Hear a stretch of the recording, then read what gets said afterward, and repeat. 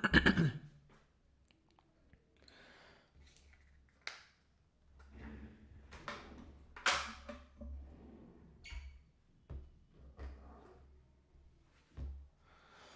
Hello everyone and good morning सभी को। उम्मीद करता हूँ मेरी वॉइस प्रॉपर आ रही सभी तक। एक बार कंफर्म करेंगे।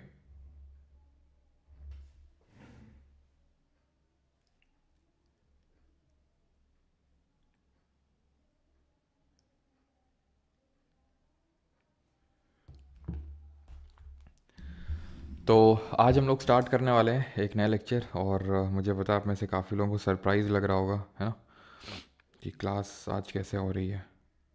आज तो मैंने मना किया था। वॉइस आ रही है?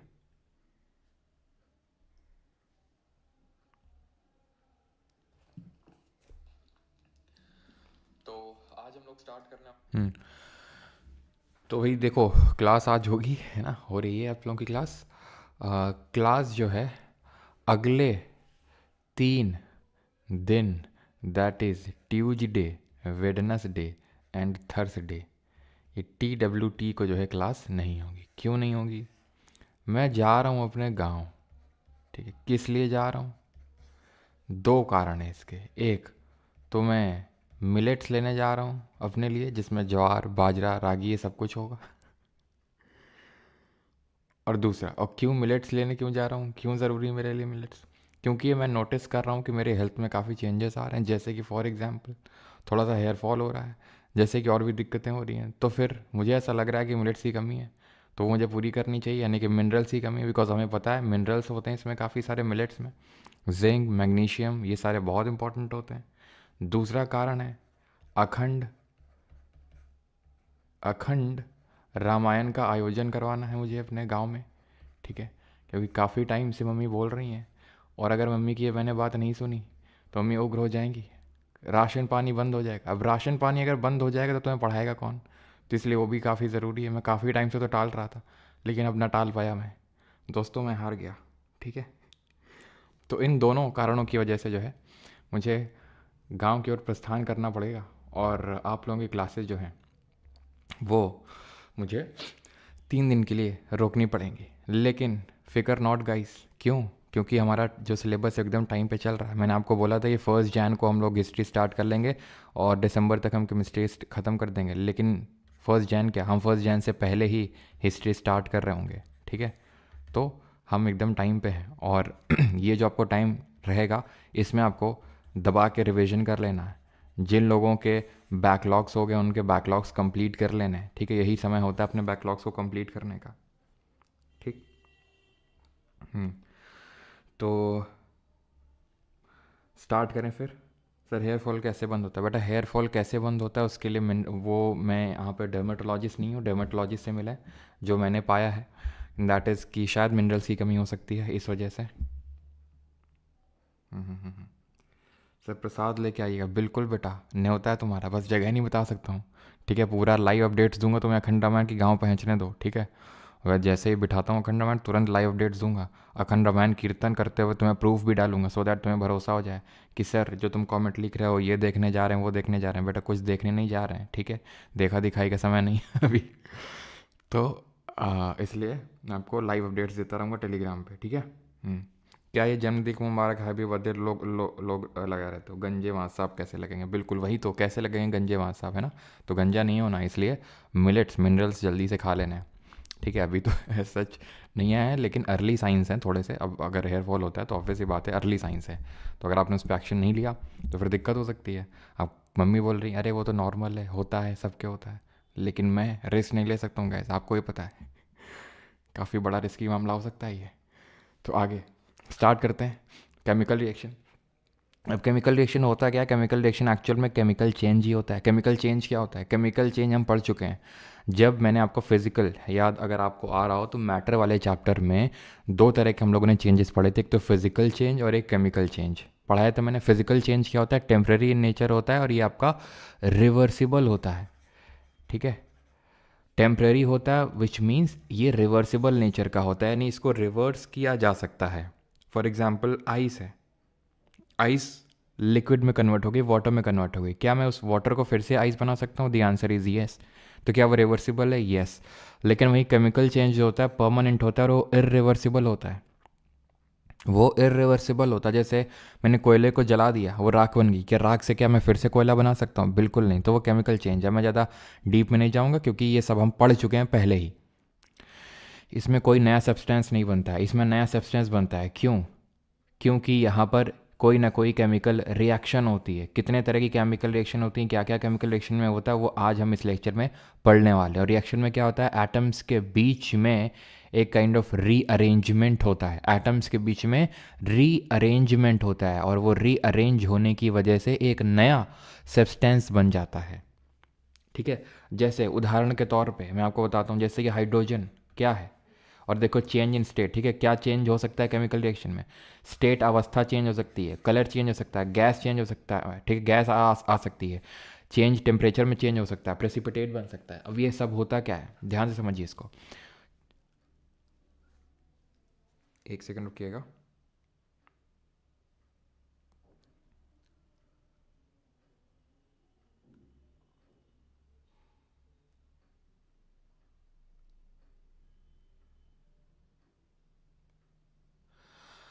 तो चेंज इन स्टेट की बात करते हैं। जैसे हाइड्रोजन क्या होती है? गैस। गैस होती है। ऑक्सीजन क्या होती है? गैस होती है। होती है कि नहीं होती है? दोनों मिलकर क्या बना देते हैं? पानी बना देते हैं। पानी बना देते हैं। अभी ये केमिकल रिएक्शन क्या है? बैलेंस्ड नहीं है। बैलेंस कैसे करेंगे? ऐसे करेंगे बैलेंस इसको। ठीक है, तो ये क्या है? गैस है। ये क्या है? गैस है। ये क्या बन गया? लिक्विड बन गया। तो स्टेट में चेंज आ गया। आ गया कि नहीं आ गया? इनकी प्रॉपर्टीज़ में बहुत चेंज आता है। जैसे फॉर एग्जांपल अगर मैं बोलूँ, सोडियम है। सोडियम जो है काफ़ी पॉइजनस टाइप होता है। क्लोरीन भी कोई अच्छी गैस नहीं होती, बहुत pungent smelling pungent smelling gas होती है। जब इन दोनों को रिएक्शन करवाओ तो नमक बन जाता है। नमक को तो हम आराम से खाते हैं, डेली खाते हैं। ठीक है, तो ये आप देख सकते हैं कि बहुत ही अजीब सा है, ये भी बहुत अजीब सा है, लेकिन ये बहुत अच्छा सा कोई कंपाउंड बन रहा है। तो क्या है यहाँ पर? क्योंकि एटम्स का रीअरेंजमेंट हो रहा है, कोई ना कोई केमिकल रिएक्शन हो रही है। कलर कैसे चेंज होता है? कलर चेंज होता है, बिल्कुल होता है। जैसे अब यहाँ पर मैं एग्जांपल लूँ, जैसे आपने अपनी केमिस्ट्री की लैबोरेटरी में बहुत सारे एक्सपेरिमेंट किए होंगे ना, आपने कुछ डाला होगा, एक वो पिंक पिंक करके कुछ रिएक्शन होता था, मुझे याद नहीं आ रहा है। ठीक है, उसमें पता नहीं क्या, पहले इस तरह का एक लॉन्ग सा ट्यूब होता था, एक उससे उसको सक करना होता था, मतलब लिक्विड को। ठीक है, और फिर उसको जो है धीरे धीरे पता नहीं किसी और उसमें ड्रॉप करवाते थे, तो वो क्या होता था, वो आपका जो लिक्विड होता था वो पिंक कलर में चेंज हो जाता था। आप भी घर में ऑब्जर्व करते हो कि जैसे कि अब मैं कैसे एग्जांपल दूं आपको। जैसे वाटर में आप डाई डालोगे, ठीक है, इंक डालोगे, तो उससे क्या होगा? वो वाटर का कलर चेंज हो जाएगा। अब वो उसमें क्यों हुआ? वो इरिवर्सिबल नेचर का, ऐसा नहीं कि आप फिर से उस कलर को उससे एक्सट्रैक्ट कर लोगे। सिंपल सा एग्जांपल है, एवोल्यूशन ऑफ गैस। गैस निकलती है, कैसे निकलती है अभी हम देखेंगे, गैस भी किस तरह से निकलती है। जैसे अगर मैं एग्जांपल दूं आपको, तो चलो अभी एग्जांपल सब देख लेंगे। ठीक है, ये सारी चीज़ें देखेंगे किस तरह से चेंज इन टेम्परेचर होगा, किस तरह से प्रेसिपिटेट बनेगा। लेकिन अभी आपको ये बात पता होनी चाहिए कि केमिकल चेंज कुछ, मतलब जो केमिकल रिएक्शन होती है वो कुछ और नहीं बल्कि केमिकल चेंज होता है। अभी रुकना, थोड़ा सा सर्दी लग रही है मुझे थोड़ी सी, तो मैं एक जैकेट डाल लेता हूँ। कमेंट्री करनी पड़ती है इसलिए क्योंकि आपको तो दिख नहीं रहा है मैं क्या कर रहा हूँ, है ना। तो ये ना तुम्हें लगे कि सब कुछ खा भी तो नहीं रहे हैं बीच में ब्रेक ले लेके, है ना। तो देखो तुम्हें कभी आवाज़ सुनाते हैं, उससे तुम्हें कंफर्म हो जाएगा। कंफर्म हुआ ना अभी? चलो, तो यहाँ पर ये सारे चेंजेस होते हैं। अभी आते हैं ये एक्सोथर्मिक और एंडोथर्मिक रिएक्शन क्या होती है। हिंदी में अगर बात करें तो इसको ऊष्मा छेपी बोलते हैं। ऊष्मा छेपी, छेपी छेपी, ठीक है, छेपी रिएक्शन, ठीक है, ऊष्मा छेपी अभिक्रिया। और ये क्या है? ऊष्मा शोषी, ठीक है। ऊष्मा कैसे लिखेंगे? शोषी। हिंदी वाली मैडम होती ना, बहुत मारती मेरे को, सही बता रहा हूँ मैं, ठीक है, गधे कहीं के।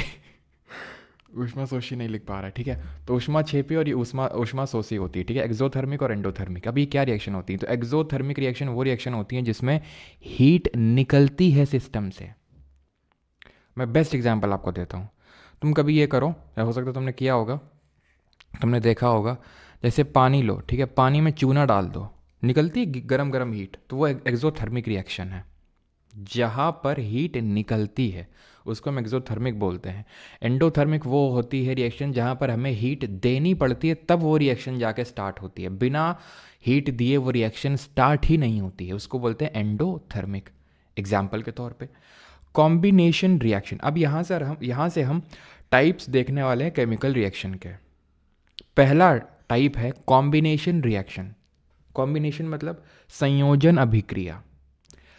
इस टाइप की रिएक्शन में 2 और मोर रिएक्टेंट रिएक्ट होकर एक सिंगल प्रोडक्ट बनाते हैं। अब ये रिएक्टेंट क्या होते हैं, तो किसी रिएक्शन के जो लेफ्ट साइड में लिखते हैं, ये तो एकदम सिंपल भाषा में आपको बता रहा हूँ कि लेफ्ट साइड में जो लिखते हैं रिएक्टेंट, राइट साइड में लिखते हैं वो प्रोडक्ट होते हैं। ठीक, ये तो एकदम सिंपल टर्म्स में हो गई, ये ऑफिशियल डेफिनेशन नहीं। Official definition in the sense कि एक्चुअल डेफिनेशन तो ये होती है, रिएक्टेंट्स वो होते हैं जो आपस में रिएक्ट करके कुछ नया प्रोडक्ट बनाते हैं, और प्रोडक्ट वो होता है जो बनता है। रिएक्टेंट वो होते हैं जो आपस में रिएक्ट करते हैं, प्रोडक्ट वो होता है जो फाइनली जाके एट द एंड रिएक्शन में बनता है। तो ये क्या हो गए, ये हो गए हमारे रिएक्टेंट, और ये क्या हो गया, प्रोडक्ट। अब ये क्या है, एक से ज़्यादा रिएक्टेंट है, बन क्या रहा है, एक सिंगल यहाँ पर प्रोडक्ट बन रहा है। तो एक से ज़्यादा रिएक्टेंट क्या बना रहे हैं, एक सिंगल प्रोडक्ट बना रहे हैं। ऐसी रिएक्शन को कॉम्बिनेशन या फिर संयोजन अभिक्रिया बोलते हैं। क्योंकि यहाँ पर हीट निकल रही है तो इस रिएक्शन को आप क्या बोलेंगे, जरा बताएंगे कमेंट में। ये जो बेटा रिएक्शन हुई है वही रिएक्शन है जो अभी मैं आपको पीछे बता रहा था, चूने वाली। ये चूना है, ये चूने को पानी में डालोगे, आपने देखा होगा कि जब पहले के टाइम पे, तो अभी तो उतना नहीं, लेकिन पहले के टाइम पे आप देखते होंगे, है ना, जब वाइट वॉशिंग करनी होती थी वॉल्स की, तो हमारे जो मिस्त्री भाई साहब होते थे, मिस्त्री क्या आते थे, अपना आते थे, चूना उना डालते थे यहाँ पर बाल्टी में। बाल्टी मिलेगी क्या भैया, हाँ ले जी, ठीक है, इसमें थोड़ा पानी मिलेगा क्या, पानी, चूना उना डाल दिए, अपना अब आराम से कपड़े उतार रहे हैं, हैंगर में टांग रहे हैं, अपने आप बाकी मिस्त्रियों को बुला रहे हैं। तब तक वो क्या हो रहा है, क्यों ऐसा कर रहे हैं, वो कपड़े वपड़े उस टाइम पे उतार रहे हैं डाल के, क्योंकि वो उस टाइम पे जो CaO है उसको H2O में डाल के CaOH का होल ट्वाइस बना रहे हैं, स्लेक्ट लाइम, जिसको बुझा हुआ चूना बोलते हैं। चूने को बुझा दिया उन्होंने। अब क्या करेंगे, इसको मार देंगे कहाँ पे, दीवार में। और जब दीवार में मारेंगे तो हमारे एटमॉस्फेयर में जो CO2 है, कार्बन डाइऑक्साइड, वो उससे रिएक्ट करके एकदम शाइनी लुक देगा, किसका, CaCO3 का। इसको हम डिफरेंट नाम से जानते हैं, जैसे कि इसको हम चौक के नाम से जानते हैं, इसी को ही हम मार्बल के नाम से जानते हैं, इसी को ही हम लाइमस्टोन के नाम से जानते हैं। ये भी तो एक कॉम्बिनेशन रिएक्शन ही हो गई, संयोजन अभिक्रिया हो गई, जहां पर हमने COH का whole twice, that is slaked lime, को का अपने आप रिएक्शन हो रहा है CO2 से, और कैल्शियम कार्बोनेट बन रहा है। ठीक है, कैल्शियम कार्बोनेट बन रहा है यहाँ पे, तो ये ध्यान रखिएगा।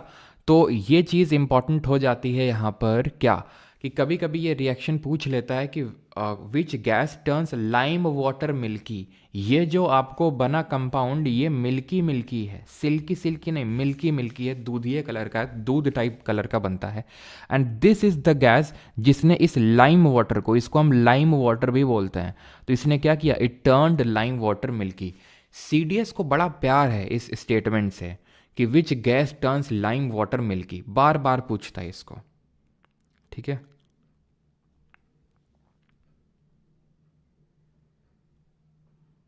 चलो।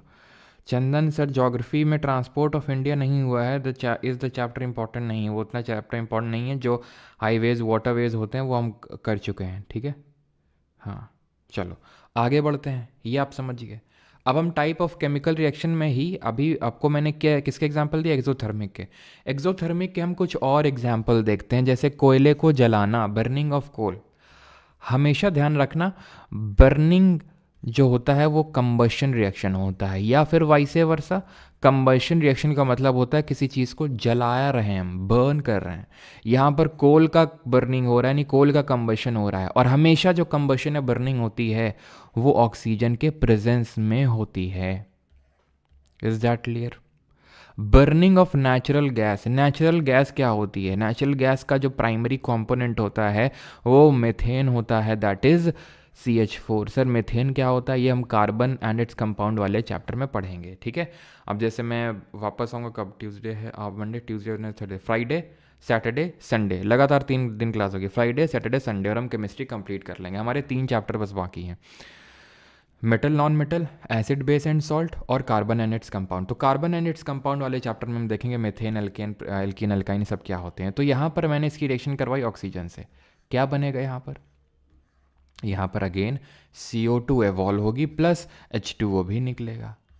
अब ये बैलेंस्ड नहीं है रिएक्शन। बैलेंसिंग ऑफ रिएक्शन क्या होती है? जहाँ पर हम नंबर ऑफ एटम्स को बैलेंस करते हैं। जैसे यहाँ पर हाइड्रोजन 4 है, यहाँ पर तो 2 ही हैं, तो मैंने जैसे यहाँ पर 2 लिखा। अब यहाँ पर 2 ऑक्सीजन हो गए और 2 यहाँ ऑक्सीजन है, 4 ऑक्सीजन है, तो मुझे 2 यहाँ पर लिखना पड़ेगा सो दैट मैं 4 ऑक्सीजन बना दूँ। तो इसको बैलेंसिंग ऑफ केमिकल इक्वेशन बोलते हैं। तो ये बर्निंग ऑफ नेचुरल गैस कैसी हो गई आपकी? इसमें भी हीट निकलेगी, ये भी एक्सोथर्मिक रिएक्शन होगी। ये जो आप बर्निंग ऑफ कोल देख रहे हैं, क्या मैं इसको कॉम्बिनेशन रिएक्शन बोल सकता हूँ या नहीं? Can I say this burning of coal as combination reaction or not? Burning of magnesium ribbon, magnesium ribbon को या फिर मैग्नीशियम को जब बर्न करते हैं, मैग्नीशियम का कंबशन करवा रहे हैं, तो क्या निकलेगा? यहाँ पर MgO मैग्नीशियम ऑक्साइड का वाइट PPT बनेगा, ठीक है, वाइट PPT बनेगा और डैजलिंग वाइट लाइट निकलेगी और हीट निकल रही है, तो इसलिए ये भी एक्सोथर्मिक, ठीक है। It is cleaned before burning in air because Mg reacts with atmospheric O2 to form MgO which prevents further reaction with oxygen. तो जिस तरह से आपने देखा होगा हमारे जो पेंटर जी के, चलो एग्जाम्पल ले लेते हैं, रेगमाल अपना साथ में लेके आते हैं, रेगमाल से पहले घिसाई करते हैं कि नहीं करते हैं दीवार की, तब मारते हैं पुताई उताई पेंट वेंट, जो पहले पुट्टी और ये सब पेंट वगैरह, क्यों? वो इवन बनाते हैं सरफेस को। उसी तरह जब आप Mg को बर्न करें तो उसमें रेगमाल मार दें, अंग्रेजी में बोले तो सैंड पेपर, क्यों? क्योंकि उसमें ऑक्सीजन जो एटमॉस्फेयर में प्रेजेंट होती है, अगर खुले में रखा हुआ है तो ऑक्सीजन की परत, उसमें ऑक्सीजन रिएक्ट करके मैग्नीशियम ऑक्साइड की परत चढ़ जाएगी, इसलिए उसको क्या करना होता है? रेगमाल मार के साफ कर लेना होता है। अंग्रेजी में अगर बढ़िया से थोड़ा सा शब्द प्रयोग करें तो सैंड पेपर। अब इसका ये रिएक्शन तुमने देख रखी, तुमको लग रहा होगा कैसे रिएक्ट करते, तुमने देख रखी है बेटा। तुमने कभी फुलझड़ियाँ देखी? फुलझड़ी, उसमें जो वाइट लाइट निकलती है वो एक्चुअल में यही मैग्नीशियम ऑक्साइड ही होता है। जी हाँ दोस्तों, क्यों? क्योंकि जो फुलझड़ी होती है उसमें मैग्नीशियम होता है और भी वो कंपाउंड्स होते हैं। जैसे जो ग्रीन लाइट निकलती है, जैसे अगर कलर्ड फुलझड़ी है तो जो ग्रीन लाइट निकलती है वो बेरियम की वजह से निकलती है, लेकिन वाइट लाइट जो निकलती है वो आपकी मैग्नीशियम की वजह से। ये पूरा मैग्नीशियम नहीं होता है फुलझड़ी, लेकिन हम काफ़ी इसमें मैग्नीशियम होता है। तो जो मैग्नीशियम ऑक्साइड की जो डैजलिंग वाइट लाइट देखते हैं वो यही ही होती है। तो क्या ये कॉम्बिनेशन रिएक्शन बोल सकते हैं? जी हाँ, क्यों? क्योंकि यहाँ पर 2 रिएक्टेंट मिलकर एक सिंगल प्रोडक्ट बना रहा है। कितने रिएक्टेंट रिएक्ट कर रहे हैं उससे मतलब नहीं, प्रोडक्ट कितना बन रहा है उससे मतलब है। और कभी हीट और लाइट को प्रोडक्ट नहीं मानते हैं, तो इसको भी हम कॉम्बिनेशन रिएक्शन बोल सकते हैं, क्योंकि कभी हम हीट और लाइट को प्रोडक्ट नहीं मानते हैं। तो ये क्या हो जाएगी? ये भी आपकी कॉम्बिनेशन रिएक्शन हो जाएगी। तो एक चीज़ आपने सीखी एंड दैट इज कि जो कॉम्बिनेशन रिएक्शन है is always exothermic in nature, यानी इससे हमेशा हीट निकलेगी। क्या ये कॉम्बिनेशन रिएक्शन आपको समझ में आई पूरी तरह से? अगर समझ में आई, और यहाँ पर अगर जल्दी से कन्फर्म करेंगे कमेंट सेक्शन में। और यहाँ पर जो हमने रेस्पिरेशन पढ़ा था, अगर आपको याद हो बायोलॉजी में, ठीक है, रेस्पिरेशन क्या होता है? रेस्पिरेशन होता है जिससे हमारी सेल्स जो हैं एनर्जी बनाती हैं, रेस्पिरेशन बोलते हैं उसको, ऑक्सीजन का यूज़ करके।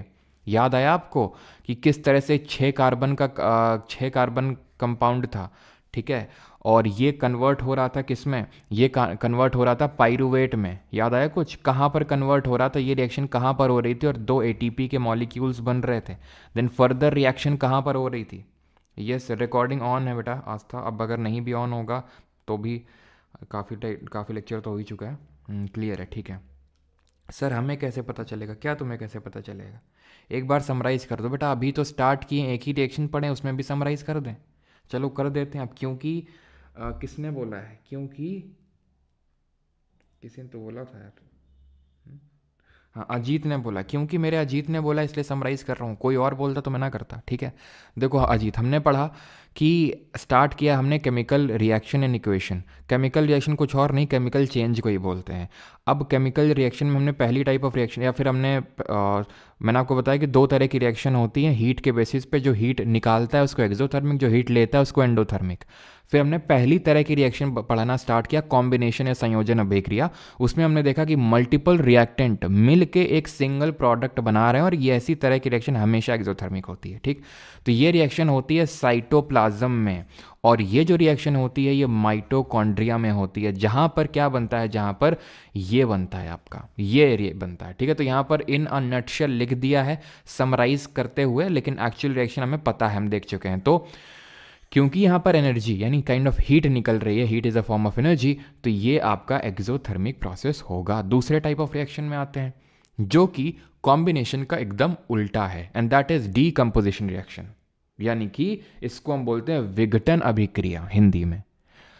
कॉम्बिनेशन में क्या था? कॉम्बिनेशन में था कि मल्टीपल रिएक्टेंट आपस में रिएक्ट करके एक सिंगल प्रोडक्ट बना रहे थे। डिकम्पोजिशन में एक सिंगल रिएक्टेंट डिकम्पोज होके मल्टीपल प्रोडक्ट्स बनाएगा। यहां पर हमें रिएक्टेंट, सिंगल रिएक्टेंट से मतलब है।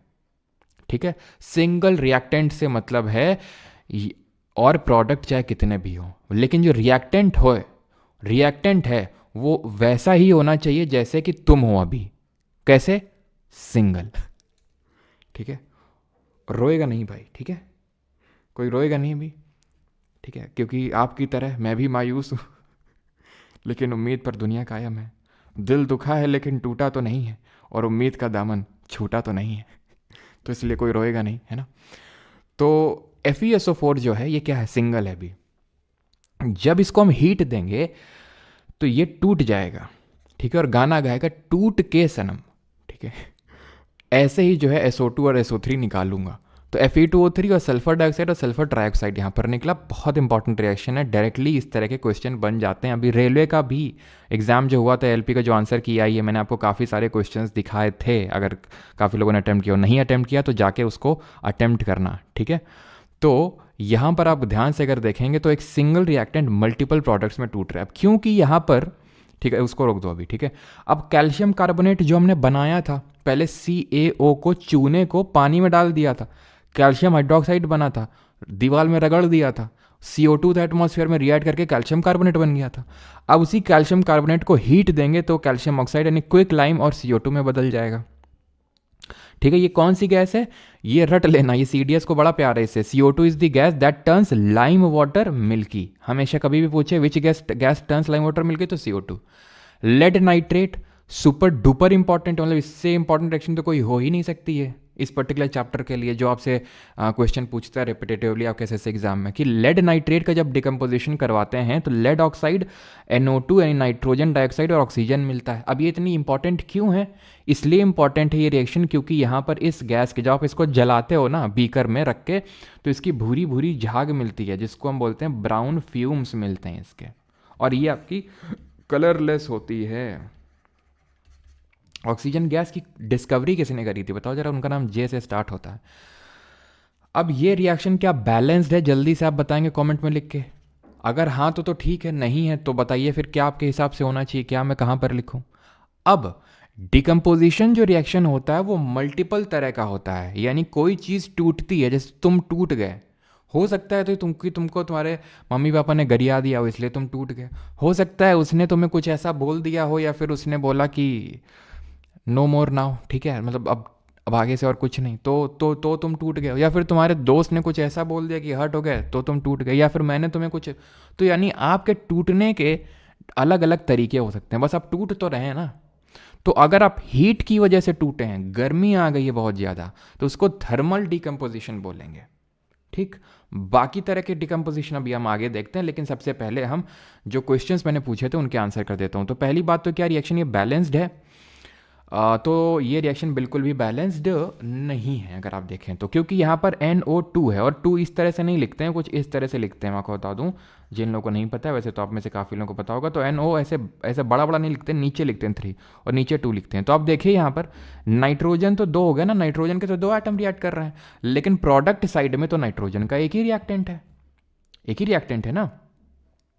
ऑक्सीजन 6 है, यहाँ तो ऑक्सीजन 2 है, तो मैं पहले तो ऑक्सीजन को 6 बना देता हूँ, बन गया ऑक्सीजन। यहाँ पर 2, लेकिन ऐसा नहीं किया जाता, ऐसा किया करो अब देखो हो तो जाएगी, आप यहाँ पर कर दोगे 3, लेकिन आप फिर देखो जब तुम पहले यहाँ पर अगर 3 लिख दोगे, ठीक है, अगर मान लो यहाँ 3 लिख दिया तुमने कि यार यहाँ 6 है यहाँ पर, तो तुम एक चीज़ को देखो, अब यहाँ पर 4 ऑक्सीजन नहीं हो गए, 4 और 6 10 हो गए, अब फिर से वहाँ चेंज करो। तो सबसे पहले काम ये कर लिया करो कि मेटल नॉन मेटल को पहले बैलेंस कर लिया करो। वैसे तो तुम बोर्ड का पेपर नहीं देने जा रहे हो कि तुमको बैलेंस करवाएगा, नहीं कर पाओगे तो नंबर आधा एक नंबर काट लेगा। वहाँ पर ऑप्शंस होंगे कि पूछेगा इनमें से कौन सी है बैलेंस्ड कौन सी नहीं है, तो आराम से हो जाएगा, गिनना होता है बस सीधे, ठीक है। बट फिर भी ठीक है। तो नाइट्रोजन यहाँ पर जब गिनना भी है तो मेटल नॉन मेटल गिनो, तो लेड मेटल है तो एक ही है, नाइट्रोजन नॉन मेटल है ना, मेटल नॉन मेटल, इसीलिए पीरियोडिक टेबल तुम्हें पढ़ा दिए ताकि ये नाइट्रोजन ऑक्सीजन सब कहाँ है पीरियोडिक टेबल में तुम्हें पता हो। तो नाइट्रोजन 2 है तो यहाँ पर मैं 2 लिख लेता हूँ, ठीक है। अब 2 दूनी 4 हो गया, और 4 2 6 हो गया, ठीक है। 4 2 6, 4 और 2 6, यहाँ पर कितने हैं 6 है यहाँ पर भी, ओके 7 हैं सर, 7 हैं 7 हैं। तो हमें ये करना होगा कि पहले यहाँ पर 2 अगर हम लगा लें, ठीक है, 2 पीबी हो गए, तो यहाँ पर मेटल को भी बैलेंस करना होगा, नहीं लेड को बैलेंस करना होगा। अब देखिए यहाँ पर इसको मैं 2 को यहाँ से हटा देता हूँ, ठीक है। वैसे तो देखो अगर याद है तो तुरंत लिख दो, वो तो मैं बैलेंस करने के पर्सपेक्टिव समझा रही हूँ, नहीं तो वैसे तो मुझे याद है कि भाई 2 यहाँ लिखो, 2 यहाँ लिखो, 4 यहाँ लिखो, ठीक है। लेकिन बस मैं बैलेंस करने के पर्पज़ से वो आपको इतना लंबा समझा रहा हूँ, ठीक है।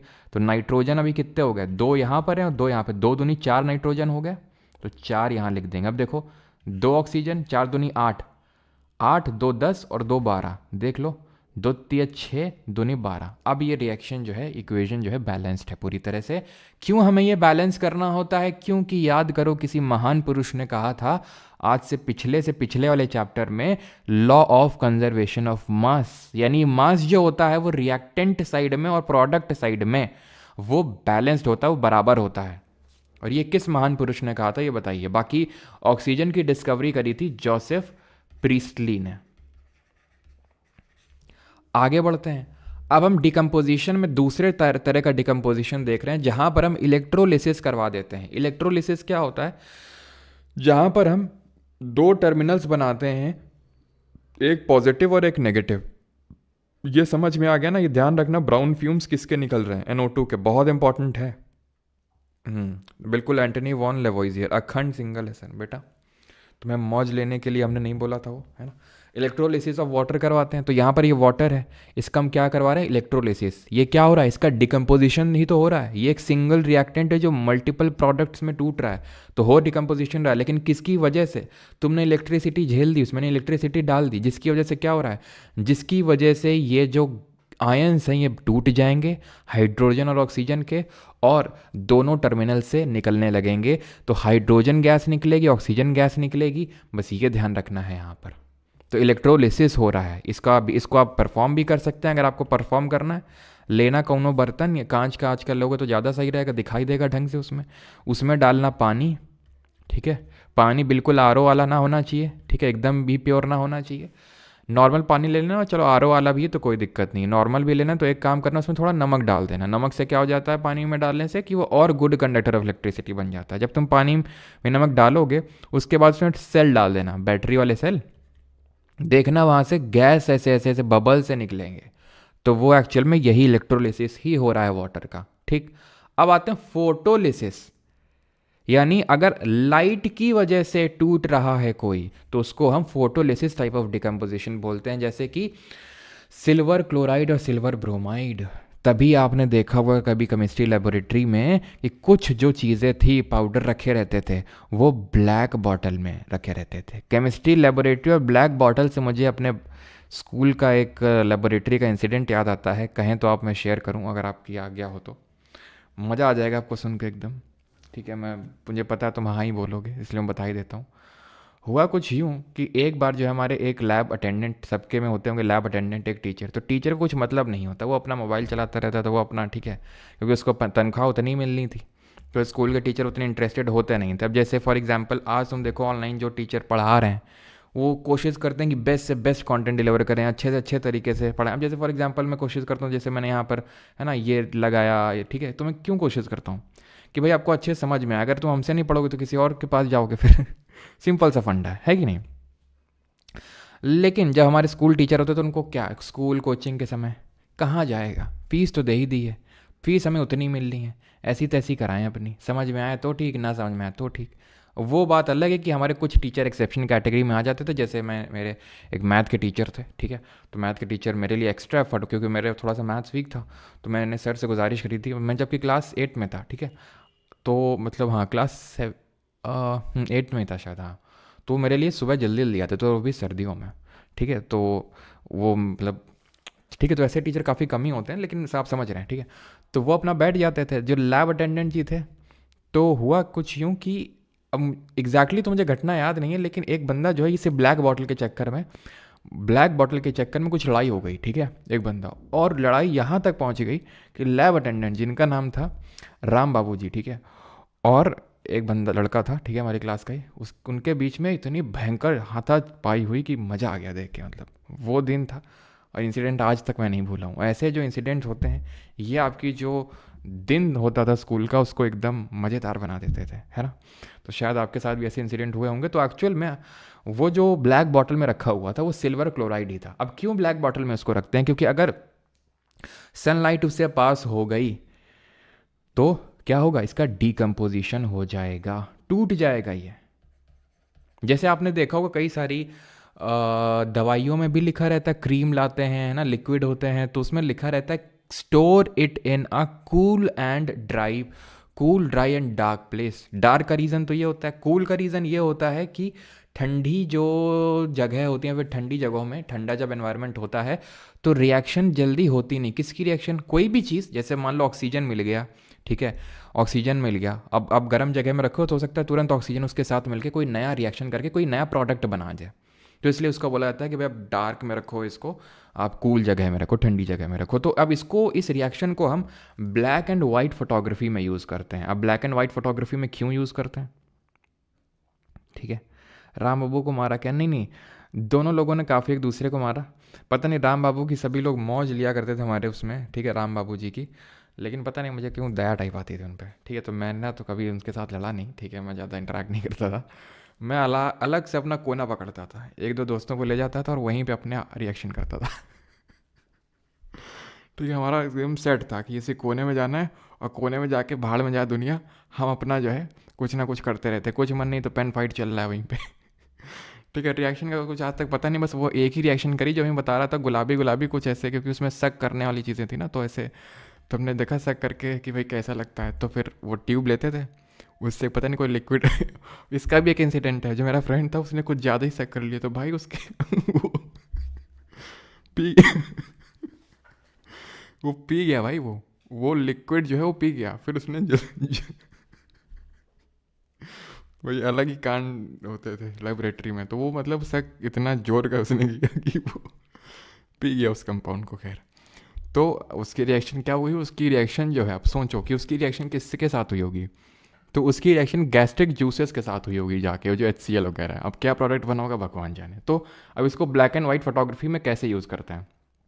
तो एक्चुअल होता क्या कि सिल्वर क्लोराइड जो होता है ये कलरलेस होता है, सॉरी कलरलेस टाइप नहीं, तो वाइट कलर का होता है, ठीक है, white colour, not colourless, white colour का होता है, ठीक है। तो जब डाल दिए, जैसे फॉर एग्जांपल, अब मान लो कि कोई चीज़ है, ठीक है, उसमें मान लो, मैं उदाहरण देता हूँ आपको, ठीक है, कि ऐसा कोई मैंने ऐसा, मैं थोड़ा, ड्राइंग तो मेरी तुम्हें पता ही कैसी है, तो मैंने ऐसा कार्डबोर्ड टाइप लिया या फिर पेपर टाइप लिया और उसमें लिखा हुआ है, मान लो राम लिखा हुआ है, ठीक है, राधा लिखा हुआ है, मान लेते हैं राधा राधा राधा, है ना, भगवत प्राप्ति नाम जप।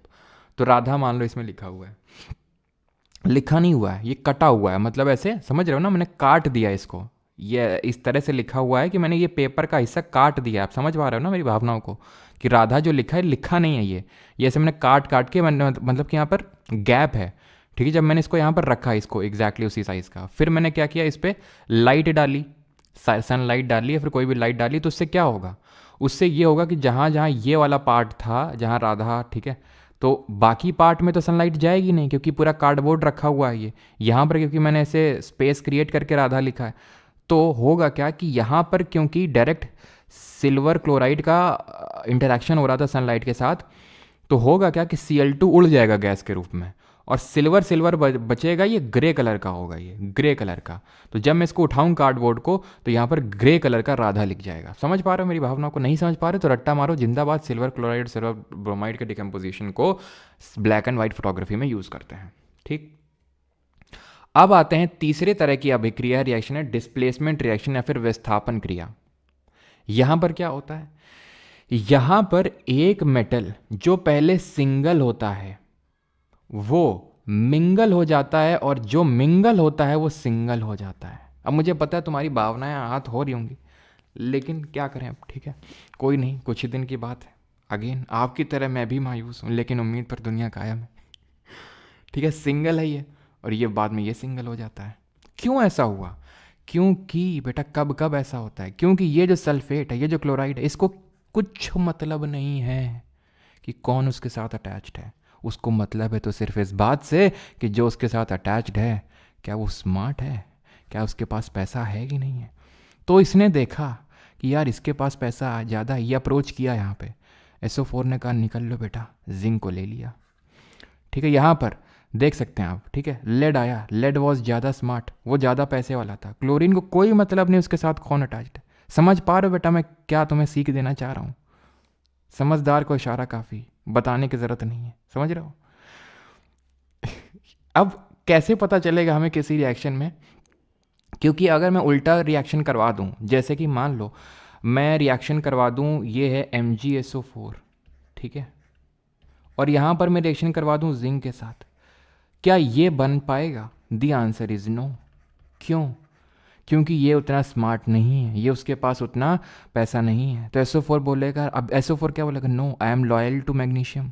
लेकिन रियलिटी तो कुछ और ही है बेटा। लॉयल्टी अभी कब तक है? लॉयल्टी तब तक है जब तक कि ये इससे ज़्यादा रिएक्टिव नहीं है, तब तक। और हमें ये पता कैसे चलेगा? हमें इस रिएक्टिविटी सीरीज से पता चलेगी। जो ऊपर होता है वो ज़्यादा रिएक्टिव होता है, जो नीचे होता है वो कम रिएक्टिव होता है। ऊपर वाला ज़्यादा रिएक्टिव, नीचे वाला कम रिएक्टिव, यानी कि रिएक्टिविटी डिक्रीजिंग रिएक्टिविटी का ऑर्डर है ये। डिक्रीजिंग रिएक्टिविटी का ऑर्डर, ऊपर वाला ज़्यादा रिएक्टिव है, नीचे वाला ज़्यादा रिएक्टिव है। इसलिए जब ये रिएक्शन होगी तो ऊपर वाला नीचे वाले को डिस्प्लेस कर देगा। अब देखो जिंक और कॉपर में कौन ऊपर है? जिंक ऊपर है, कॉपर नीचे है। लेड ऊपर है, कॉपर नीचे, इसलिए डिस्प्लेस कर रहा था क्योंकि जिंक लेड ऊपर है, मतलब ज़्यादा रिएक्टिव है। लेकिन यहाँ पर देखो Mg और Zn में, Mg ऊपर है, Zn नीचे है। Mg ज़्यादा स्मार्ट है, ज़्यादा पैसे वाला है, तो Zn उसको रिप्लेस नहीं कर पाएगा जिंक। सर हम याद कैसे रखेंगे इसको? अभी याद करवाते हैं। पोटेशियम का सिंबल के, सोडियम का सिंबल नाट्रियम, ये कैलियम, ये natrium Na, calcium Ca, magnesium Mg, aluminium Al, zinc Zn, iron Fe, lead Pb, hydrogen H2, copper Cu, mercury Hg, silver Ag, gold Au। ये सिंबल तो यार रटने पड़ेंगे, आपको नहीं पता है तो इसको आपको याद करना होगा, ठीक है। आई होप कि मैक्सिमम लोगों को याद होगा। अब कैसे इसको याद करना है रिएक्टिविटी सीरीज को? कैटरीना ने कार मांगी, किससे मांगी वो इंपॉर्टेंट नहीं, कौन सी मांगी ये इंपॉर्टेंट है। ऑल्टो जेन फरारी, फिर भी क्या मिली? क्या कॉपर मिली, मरकरी, सिल्वर ऑडी। कैटरीना ने कार मांगी, ऑल्टो जेन फरारी, फिर भी क्या? कॉपर मिली, मरकरी, सिल्वर ऑडी, AU मतलब गोल्ड। अगर अभी भी किसी को समझने में दिक्कत है तो एक और उदाहरण लो बेटा, अपनी रियल लाइफ एग्जांपल। ये है रिएक्टेंट A, ठीक है, ये क्या है? अभी B के साथ अटैच्ड है। फिर क्या हुआ? फिर ये C आया, ये C आया, क्या हुआ? C ज़्यादा रिएक्टिव था, तो ये जो B है ये C के साथ चला गया, तो क्या बना? ये बन गया BC प्लस A जो है सिंगल हो गया। समझ रहे हैं आप? तो ये होती है डिस्प्लेसमेंट रिएक्शन। क्लियर यहां तक सभी को? ये कौन है सर? बेटा अगर ये तुम्हें समझ में नहीं आ रहा तो मत समझो तुम, ठीक है। जिन लोगों को समझना था वो समझ गए होंगे मैं क्या, कौन है ये और क्यों एग्जाम्पल दे रहा हूँ, ठीक। हाँ, तो जिन लोगों को ना बताओ चलो मैं बता भी देता हूँ। दिनेश कार्तिक जी की पहली ये वाइफ थी, ये थी, ठीक है। फिर एक दिन मुरली विजय इनसे मिले, तो ये फिर इनकी मुरली विजय की वाइफ बन गई। दिनेश कार्तिक जी फिर सिंगल, अब सिंगल तो नहीं, खैर वो दीपिका पल्लिकल जो हमारी स्क्वैश की प्लेयर हैं उनके साथ मतलब अब मिंगल्ड है, ठीक है। चलो तो अब आगे बढ़ते हैं। अब हम बढ़ेंगे डबल अभी देखो ये डिस्प्लेसमेंट का एग्जांपल देखते हैं, ठीक है। सर आरसीबी पसंद नहीं क्या? ठीक है चलो, तो टाइप ऑफ केमिकल रिएक्शन देखते हैं अभी। मतलब टाइप ऑफ केमिकल रिएक्शन क्या बोल रहा हूँ मैं, मतलब टाइप ऑफ केमिकल रिएक्शन ही देख रहे हैं। डिस्प्लेसमेंट का एक और एग्जांपल देखते हैं। तो जैसे कि हम कॉपर सल्फेट का सोल्यूशन लेते हैं, ये आपका कॉपर सल्फेट का जो मैंने सोल्यूशन लिया और उसमें आयरन की नेल डिप करी। जब मैंने आयरन की नेल डिप करी तो हुआ क्या, जो कॉपर सल्फेट का जो सोल्यूशन है वो चेंज हो गया। कॉपर सल्फेट का जो सोल्यूशन था वो ब्लू था और अभी क्या हो गया, अभी हो गया लाइट ग्रीन। लाइट ग्रीन क्यों? क्योंकि जो आयरन था वो ज़्यादा स्मार्ट था कॉपर से। कॉपर से बोला बेटा, नहीं कॉपर ने कुछ नहीं बोला, SO4 ने बोला कॉपर से बेटा समय आ गया है कि तुम अब यहाँ से निकल लो। Someone more smart and more rich than you have came. ठीक है, तो इस वजह से लॉयल्टी वहीं तक थी जहाँ तक, कहाँ तक लॉयल्टी बेटा वहीं तक थी जहाँ तक कोई तुमसे ज़्यादा, मतलब तुमसे कम रिएक्टिव नहीं आ रहा था। जैसे कॉपर से नीचे वाला कोई आएगा, ठीक है, तब तक तो कॉपर का सल्फेट लॉयल रहेगा, लेकिन जैसे उससे ज़्यादा रिएक्टिव आएगा तो गया वो। ठीक है, तो ये क्या हो रहा है, यहाँ पर कलर चेंज हो रहा है फ्रॉम ये आपका ब्लू कलर से लाइट ग्रीन में या फिर वेरी लाइट ग्रीन में कन्वर्ट हो रहा है। क्लियर है? अब ये भूल जाओ कि क्या लिखा हुआ, ये अभी तुम्हें नहीं पढ़ना है। अब आते हैं डबल डिस्प्लेसमेंट। डिस्प्लेसमेंट मतलब विस्थापन, डबल डिस्प्लेसमेंट मतलब समझ रहे हो, वो अक्षय कुमार वाला मीम वाला, दोनों चेंज हो जाएंगे। Exchange of ions between the reactant, भूल जाओ अभी। डबल डिस्प्लेसमेंट हम तुम्हें सिखाते हैं, ऐसे देखो सिंपल। अब ऐसे चलो AB plus CD gives AD plus BC। मतलब तुमने देखा A के साथ पहले B था, C के साथ पहले D था, लेकिन अब क्या किया, दोनों ने बोला मजा नहीं आ रहा है, एक्सचेंज कर लिया जाए क्या। तो AD और B और C, क्या समझे, समझ में आ गया ना। AD और BC एक्सचेंज हो गया यहाँ पर। अब ये एक्सचेंज ऐसे नॉर्मल तरीके से नहीं होता है कि तुमने डाला और एक्सचेंज हो गया। अब यहाँ पर हम कैसे निकालेंगे कौन रिएक्टिव है कौन कम रिएक्टिव है, यहाँ पर तो दिक्कत हो जाएगी ना, है कि नहीं। तो यहाँ पर एक्चुअल में ये रिएक्शन हमें एक्वस फॉर्म में लेना होता है। एक्वस फॉर्म में जैसे एक्वस फॉर्म का मतलब होता है, यहाँ पर चलो मैं लिख देता हूँ वो जो मैंने लिखा था, AB है ना plus CD is gives us AD plus BC, है ना। देखो अब यहाँ पर जैसे यहाँ पर मैं रिएक्शन यही वाले ले लेता हूँ, ठीक है। तो यहाँ पर मैंने इनको एक्वस फॉर्म पे लिया होगा। एक्वस फॉर्म का मतलब है सोडियम सल्फेट को पानी में डालो, तो पानी में डालोगे तो क्या आएगा, Na पॉजिटिव और सल्फेट नेगेटिव। यानी भाई पानी में डालने से क्या होता है, आयंस बन जाते हैं ना उसके, तो Na पॉजिटिव और SO4 नेगेटिव। इसको पानी में डालोगे तो Ba2 पॉजिटिव और Cl नेगेटिव, यही तो होगा, आयंस बन जाएंगे। जब इन दोनों पानियों को तुमने पानी में सोडियम सल्फेट डाला, एक अलग से बीकर लिया उसमें बेरियम क्लोराइड डाला, दोनों आयन से बट गए, दोनों पानी को मिक्स कर दो। जब दोनों पानी को मिक्स करोगे तो आयंस का एक्सचेंज हो जाएगा। क्यों? क्योंकि Na को अच्छा लगता है Cl, Ba को यानी बेरियम को अच्छा लगता है SO4 यानी सल्फेट। तो दोनों बोलेंगे यार जब तुमको वो अच्छा लगता है चलो भाई एक्सचेंज कर लेते हैं दोनों लोग आपस में।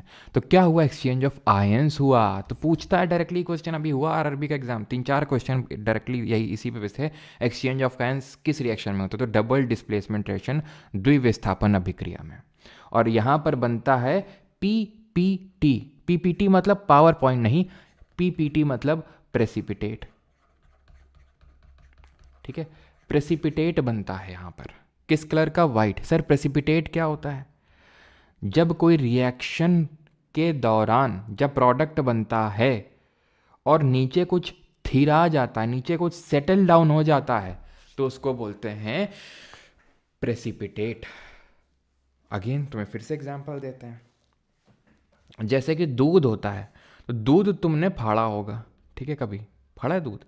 अच्छा, एक मुझे बचपन का एक इंसिडेंट याद आता है, ज़्यादा हाँ मतलब कुछ इस तरह से था कि स्कूल में जो है, अब मैडम ये पूछती हैं एक बार कि बेटा, मतलब ऐसे ही जो नहीं छोटे बच्चों को, मतलब इतने भी छोटे नहीं थे लेकिन हाँ ऐसे मैडम कूल बन नहीं थी कि बेटा बताओ ऐसी क्या चीज़ होती है कि जिसके फटने पे आवाज़ नहीं आती है। तो भाई मैंने मतलब बोला कि भाई आंसर तो आ रहा है लेकिन बताएंगे ऐसे मैम सबके सामने ऐसे, ठीक है। तो मैडम पूछी कि पता है किसी को, सब बोले नहीं पता है। मैडम बोली बेटा दूध जब फटता है तो आवाज़ नहीं आती है। अब मैं कैसे बताऊँ मैडम को कि एक और भी काफ़ी चीज़ें होती हैं जिनके फटने पे आवाज़ नहीं आती। ठीक है, जैसे मतलब मेरे कहने का मतलब जैसे दिमाग में बहुत ज़्यादा थॉट्स आ गए, तो थॉट से क्या होता है, हमारा दिमाग फटने लगता है, तो आवाज़ थोड़ी ना आती है उसकी, है कि नहीं। तो वो चीज़ है। तो प्रेसिपिटेट यहाँ पर बन गया, तो ये वाइट प्रेसिपिटेट बन गया। अब दूध, हाँ, तो दूध को क्या कर रहे थे, फाड़ रहे थे हम। कैसे, इसमें एसिड डाल देंगे। जब इसमें एसिड डालेंगे तो क्या मतलब, पनीर जब बनाते हैं तो ऐसे ही बनाते हैं ना, पनीर बनाते हैं तो एसिड डाल देते हैं। वो जो पनीर बना वो प्रेसिपिटेट है। कुछ आप देखते होंगे कि वो कुछ ना कुछ सेटल डाउन हो जाता है नीचे जाके, ठीक है, कुछ ना कुछ नीचे जाके सेटल डाउन हो जाता है। वो जो सेटल डाउन हुआ वो एक्चुअल में आपका पीपीटी ही होता है। अब same goes with in this reaction also, and that is कि लेड नाइट्रेट, इसका डिकम्पोजिशन नहीं करवा रहे हैं, ठीक है।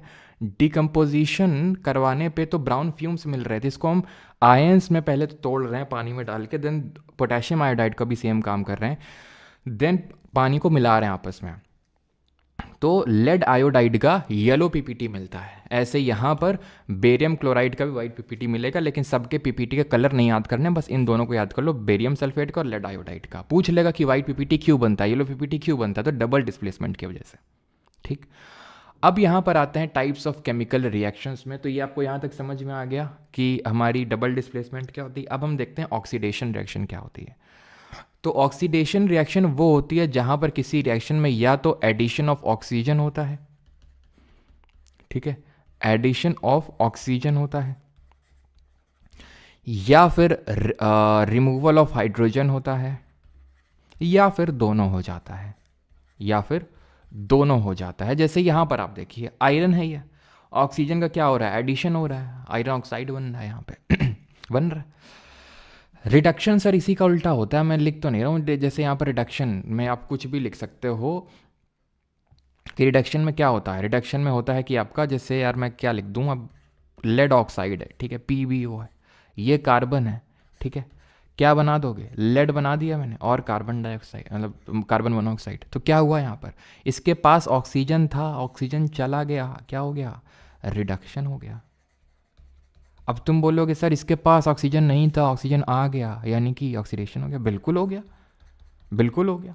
और एक रिएक्शन में जब ऑक्सीडेशन रिडक्शन दोनों होता है तो उसको हम बोलते हैं रेडॉक्स रिएक्शन। क्या बोलते हैं, रेडॉक्स रिएक्शन। ऐसी रिएक्शन को बोलते हैं जहां पर ऑक्सीडेशन भी हो रहा है, यानी ऑक्सीजन का एडिशन और ऑक्सीजन का रिमूवल, ठीक है।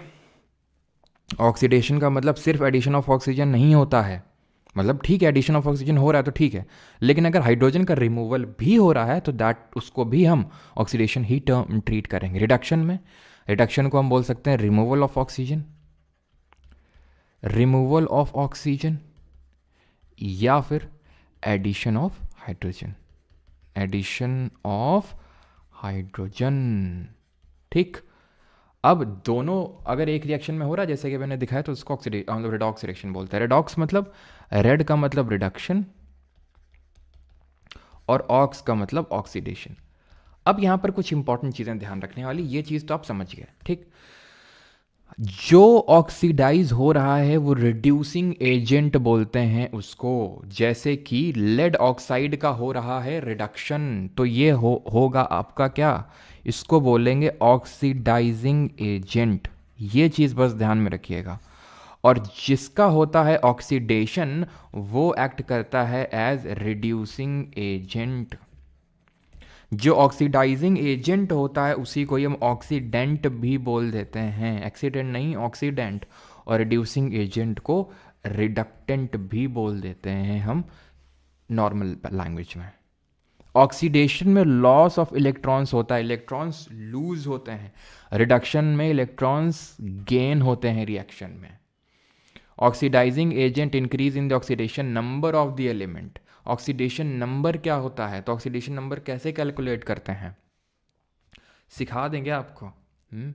चलो सिखा देते हैं अभी, लेकिन अभी यहाँ तक तो समझ में आ गया ना कि जो जिसका ऑक्सीडेशन हो रहा है वो एज अ रिड्यूसिंग एजेंट या रिडक्टेंट की तौर से काम करेगा, और जहाँ पर रिडक्शन हो रहा है, जिसका रिडक्शन हो रहा है वो ऑक्सीडाइजिंग एजेंट या ऑक्सीडेंट के तौर पे काम करेगा। ऑक्सीडेशन में लॉस ऑफ इलेक्ट्रॉन्स होता है, रिडक्शन में गेन ऑफ इलेक्ट्रॉन्स होता है। ये बार बार जाली तुम्हें क्यों देखनी पड़ रही है बीच में, बार बार तुम सोच तो रहे हो कुछ जाली क्या है ये सब, तो ये एक्चुअल में क्या हो गया, ये हो गया कोरोजन। क्या हो गया, कोरोजन। कोरोजन क्या होता है, कोरोजन का मतलब होता है जब किसी मेटल की सरफेस में किसी पर्टिकुलर चीज़ मतलब मक्खन नहीं बेटा, चीज़ मतलब हिंदी वाला चीज़, किसी चीज़ की लेयर चढ़ जाए और वो खराब हो जाए तो उसको बोलते हैं कोरोजन। कोरोजन का मतलब ये नहीं होता है कि लोहे में जंग लग जाए, होता है, बिल्कुल होता है, लेकिन सिर्फ ये मतलब नहीं होता है कि लोहे में जंग लगना ही को ही कोरोजन बोलते हैं, नहीं। लोहे में जंग लगना यानी लोहे में कोरोजन होना को बोलते हैं रस्टिंग। रस्टिंग क्या होती है? लोहे में जंग लगना, यानी आयरन में, ये जो आयरन था बढ़िया आयरन था, इसमें आयरन ऑक्साइड की लेयर चढ़ गई। किस कलर की? ये चढ़ गई रेडिश कलर की या फिर ब्राउन कलर की। जैसे जब कॉपर को लेते हैं तो कॉपर में क्या होता है, कॉपर कार्बोनेट की ग्रीन कोटिंग चढ़ जाती है, कॉपर कार्बोनेट की ग्रीन कोटिंग चढ़ जाती है, तो ये भी कोरोजन ही होता है। आपने देखा होगा अगर आपके घर में इस तरह से तांबे के बर्तन होंगे, जैसे मेरे तांबे का जग है हमारे घर में, ठीक है, जिससे हम पानी पीते हैं सुबह सुबह, तो वो उसमें क्या है, तो वो मम्मी चमका के रखती है वैसे तो, क्योंकि नींबू वींबू से रगड़ती हैं तो काफ़ी मम्मी एकदम चमका के रखती है, लेकिन धीरे धीरे क्या है वो ग्रीनिश ग्रीनिश जो है वो टर्न होने लगता है। ठीक, किस कलर की प्रेसिपिटेट बना वो बता दो, लिखा तो है भैया, वाइट पीपीटी, ठीक है, precipitate barium sulphate, yellow precipitate lead iodide. Chemistry को आज तक इसमें में नहीं पढ़ा, अच्छा अच्छा, चलो अब तो पढ़ लो, ठीक है। चलो तो कोरोजन हो गया। तो ये मैं क्या बताना चाह रहा हूँ, क्यों कोरोजन के बारे में यहाँ पर एकदम से मैंने आपको बता दिया, क्योंकि कोरोजन जो होता है ये आपका, कौन सा कलर यूज़ करें, यही यूज़ कर लेते हैं। कोरोजन जो होता है आपका ऑक्सीडेशन रिएक्शन होता है। कोरोजन आपका ऑक्सीडेशन ही तो हो रहा है, आयरन में ऑक्सीजन जुड़ रहा है, कॉपर में ऑक्सीजन जुड़ रहा है, तो ऑक्सीडेशन। आपका जो रैंसिडिटी होती है, जो मैं बता रहा हूँ ध्यान से सुन लेना, एकदम डिट्टो क्वेश्चन बनता है। रैंसिडिटी का मतलब होता है बासापन, तो रैंसिडिटी भी ऑक्सीडेशन रिएक्शन होती है। आपने सुना होगा कि जो हमारे चिप्स पैकेट होते हैं, जो चिप्स पैकेट होते हैं उनमें नाइट्रोजन भरी जाती है, जो गैस नहीं भरी होती है, जो आप पैकेट लेते हुए देखते होगे कि उसमें आधे से ज़्यादा तो गैस ही भरी होती है, तो वो गैस नाइट्रोजन होती है। उसको इस तरह से फ्लश किया, मतलब उसमें डाला जाता है कि ऑक्सीजन निकल जाए और नाइट्रोजन भर जाए पूरी, क्योंकि अगर ऑक्सीजन रह गए ना तो वो ऑक्सीजन उस चिप्स पैकेट में जो मौजूद फैट है, ऑयल होता है ना, तो ऑयल एक फैट है, तो ऑयल में वो जो फैट मौजूद है, फिर ऑयल ही मान लो, वो ऑयल में ऑक्सीजन घुसेगा और उसको ऑक्सीडाइज कर देगा और वो बासा हो जाएगा, ख़राब हो जाएगा, वो बहुत अजीब सा स्मेल करने लगेगा, बहुत ही गंदा सा पंजन टाइप। तो इसलिए चिप्स पैकेट में नाइट्रोजन गैस भरी जाती है। क्यों नहीं भरी जाएगी? तो रैंसिडिटी हो जाएगी। रैंसिडिटी किस तरह की रिएक्शन होती है? ऑक्सीडेशन। तो कोरोजन और रैंसिडिटी ऑक्सीडेशन होती हैं। और rusting is a type of corrosion. ये मत समझ लेना कि कोरोजन और रस्टिंग सेम होते हैं, कोरोजन किसी भी चीज़ में हो सकता है। ठीक, ऑक्सीडेशन स्टेट कैसे निकालते हैं, समझ में आया तो ठीक है, नहीं तो जाने देना, कोई बहुत ज़्यादा क्वेश्चंस नहीं बनते हैं इससे। ठीक, जैसे मान लो मुझे नाइट्रोजन की ऑक्सीडेशन स्टेट निकालनी है, तो मैं मान लूँगा x है, नंबर ऑफ एटम कितने हैं इसमें, 2 हैं, 2x हो गया। अब ऑक्सीजन को कितने इलेक्ट्रॉन्स चाहिए होते हैं अपनी ऑक्टेट कंप्लीट करने के लिए? 2। तो ऑक्सीजन की जो ऑक्सीडेशन स्टेट होगी यहाँ पर 2 होगी, लेकिन ऑक्सीजन के कितने एटम्स हैं? 5 हैं। ठीक है, यहाँ पर प्लस लिख दो, ठीक है, प्लस। ऑक्सीजन कितने इलेक्ट्रॉन्स लेने पड़ रहे हैं, तो मैंने माइनस लिया, इज इक्वल टू 0 में। 0 क्यों के बराबर क्यों किया मैंने? अगर यहाँ पर क्योंकि कोई चार्ज नहीं, क्योंकि ग्राउंड स्टेट में अगर यहाँ कोई चार्ज होता तो उस चार्ज को यहाँ पर मैं लिख देता, +2 होता +2 लिख देता, -2 होता -2 लिख देता, जो भी होता, लेकिन क्योंकि ये ग्राउंड स्टेट में तो 0 लिखूंगा मैं। ठीक है, तो यहाँ पर 2x - 10 इज इक्वल टू 0, तो x इज इक्वल टू 5 आ जाएगा। ठीक है, तो 5 हो गई ऑक्सीडेशन स्टेट किसकी? नाइट्रोजन की। कैल्शियम की तो मान लेते हैं x है, x प्लस ऑक्सीजन कितने इलेक्ट्रॉन्स लेने पड़, मतलब कितने इलेक्ट्रॉन लेता है, इतने। ठीक है, तो x is equals to 2, calcium की 2 हो गई। मैंगनीज तो मैंने मान लिया x माइनस, ठीक है, मतलब प्लस लगा दो, ठीक है, लेकिन माइनस का 4 is equal to 0, x is equal to 4। किसका निकालना है? मान लेते हैं यहाँ पर एल्यूमिनियम का निकालना है ऑक्सीडेशन स्टेट। सोडियम को एक इलेक्ट्रॉन दे देता है, तो सोडियम इलेक्ट्रॉन देता है तो +1 प्लस x प्लस 4, 4 हाइड्रोजन है। अब हाइड्रोजन की +1 भी हो सकती है, -1 भी हो सकती है, तो मैं ले लेता हूँ यहाँ पर क्या ले लूँ बताओ, -1 ले लूँ। ठीक है, इज इक्वल टू 0। ठीक है, इज इक्वल टू 0, तो x इज क्या हो जाएगा यहाँ पर, x +1 था, -4 इज इक्वल टू 0, तो x इज इक्वल्स टू 3, तो एल्यूमिनियम का ऑक्सीडेशन स्टेट 3 आ गई। सल्फर की निकाल लेते हैं यहाँ पर, सल्फर का मान लेते हैं x है, हाइड्रोजन का मान लेते हैं -1 है, तो भाई -2 प्लस 2x -14 हो जाएगा, क्योंकि ऑक्सीजन का -2 होता है, ऊपर लिखा था, ठीक है। तो is equal to 0, 2x is equals to 16 हो जाएगा, -2 -14, माइनस माइनस प्लस होता है, ये तो सब पता होगा सभी को, माइनस माइनस प्लस तो -16, उधर क्या तो प्लस का 16, x इज इक्वल्स टू 8, ठीक है। तो ये चीज़ है, ऑक्सीडेशन स्टेट 8 हो गई इसकी। और अगर आप +1 रखोगे हाइड्रोजन की लोगे तो आई थिंक +2 6 आ जाएगा, ठीक है, 6 आ जाएगा सल्फर का ऑक्सीडेशन स्टेट। तो ये इस तरह से ऑक्सीडेशन स्टेट निकलता है। ये गाइज हमारा बैच है, जिसको आप अवेल कर सकते हैं हमारे परमार एकेडमी एप्लीकेशन पे। इस पे अभी आई थिंक ऑफर आज चल रहा होगा, आज आई थिंक आखिरी दिन है, तो आप परमार कूपन कोड का, परमार ही बता नहीं, परमार 3.0, ठीक है, परमार 3.0 कूपन कोड का यूज़ कर सकते हैं। जो बच्चे पिछले बैच में थे 2.0 में, वो अगर एनरोल करना चाहते हैं तो वो परमार 2.0 यहाँ पर यूज़ करेंगे और उनको काफ़ी भारी डिस्काउंट मिल जाएगा। जो नॉर्मल है तो परमार 3.0 का, ठीक है। अब हम यहाँ पर क्वेश्चन लगाएंगे, लेकिन क्वेश्चन लगाने से पहले यहाँ पर आप जाके ये जो आपको हेल्प चैट का सेक्शन यहाँ पर देख सकते हैं, यहाँ पर 3 आइकन्स हैं, यहाँ पर चैट का सेक्शन आएगा। चैट में आप जो है चैट कर सकते हैं हमारे किसी सहायता कर्मी से, ठीक है, जो आपको सहायता प्रदान करते हैं, तो उनके साथ मतलब अपनी जो भी डाउट क्वेरी है वो सॉल्व कर सकते हैं। बाकी हमारा लेक्चर आज का यहीं होता है ख़त्म। अब हम करेंगे क्वेश्चन, ठीक है, क्वेश्चन कर लेते हैं अब। और जल्दी से बताओ इंग्लिश की क्लास कैसी लगी थी सभी लोगों को, ठीक है। ये सीक्रेट बात है, सिर्फ कुछ ही लोग को समझ में आएगी, ठीक है। जो समझ गए हैं जल्दी से बताइए, ठीक है। इंग्लिश की क्लास आप लोगों को कैसी लगी थी? लॉ ऑफ गैसेस नहीं करवाए सर आप, वो करवाएंगे हम आगे, ठीक है, चिंता मत करिए। लॉ ऑफ गैसेस मुझे पता है बुक में इसी चैप्टर में लिखा हुआ होगा, ठीक है। क्यों मैंने करवाए थे? क्योंकि पिछली बार ये लास्ट में करवाया था मैंने चैप्टर, तो इसलिए लास्ट में बच गया था तो वहाँ पर करवा दिया था। ऐसा कोई दिक्कत वाली बात नहीं है, करेंगे उसको, ठीक है। और इस बार पहले क्यों करवाया? सो दैट जब मैं एक्सो एंडो एक्सो एंडो एक्सो एंडो करूँ तो तुम्हारा दिमाग न खराब हो, एक्सो एंडो होता क्या ये, ठीक है। स्तुति झा सर एक बार रिडक्शन रिएक्शन समराइज करवा दीजिए। अभी क्वेश्चन आएंगे स्तुति जी तो वहाँ पर देखेंगे, ठीक है। हाँ एकदम मस्त। इंग्लिश कब हुआ बेटा? ये सीक्रेट बात है ना। पहले ये बताओ कैसे? अच्छी थी, अच्छी थी, ओके, सबको अच्छी लगी ना?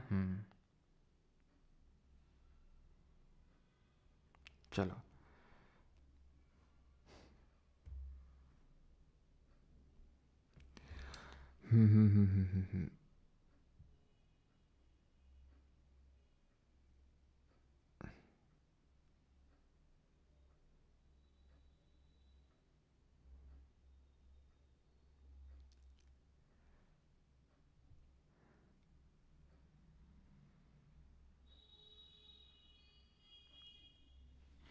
भाई देखो, एक्सोथर्म, एक सेकेंड, एक्सोथर्मिक जो होती है, कहाँ गया ये मेडिटेशन वाला है। एक्सोथर्मिक जिस तरह से मैंने आपको बताया था, कहाँ गया एक्सोथर्मिक? जो कॉम्बिनेशन रिएक्शन होता है वो एक्सोथर्मिक नेचर होता है। जो हमारा ये डिकम्पोजिशन होता है एंडोथर्मिक मोस्टली होता है। अब देखो यहाँ पर हीट की नीड हो रही है, तो इस वजह से इसको हम एंडोथर्मिक रिएक्शन बोलेंगे। बोलेंगे कि नहीं? जो थर्मल डिकम्पोजिशन है ये कैसी होगी? थर्मल डिकम्पोजिशन जो रिएक्शन है वो एंडोथर्मिक है। क्यों? क्योंकि इसमें हीट लग रही है इसलिए, ठीक। चलो अभी क्वेश्चन करते हैं। तो packet of potato chips are usually flushed into which of the following gases to prevent rancidity. तो आलू चिप्स के पैकेटों में निम्नलिखित में से किस गैस से सामान्यतः प्रक्षालित किया जाता है ताकि विकृत गंध ना पनपे? ठीक है, तो नाइट्रोजन गैस भरी जाती है, option number C. Which of the following is an example of endothermic reaction? Calcium oxide, hydrogen. Sir आपके अच्छे मूड का कारण क्या है? अच्छे मूड का कारण बेटा ये है कि आज मैं गाँव जा रहा हूँ, ठीक है। जब गाँव में जाता हूँ तो मेरे बचपन से आदत है, काफ़ी अच्छा अच्छा फील होता है। अब हो सकता है कि अभी ऐसा कुछ अच्छा हो ना, मतलब वैसे तो गांव जाने में अच्छा लगता है, लेकिन जब छोटे थे ना तो भाई साहब अगर मम्मी ये बोलती थी ना, क्योंकि होता क्या था, जैसे पापा तो रहते नहीं थे, पापा तो ड्यूटी में रहते थे बाहर, तो मोस्टली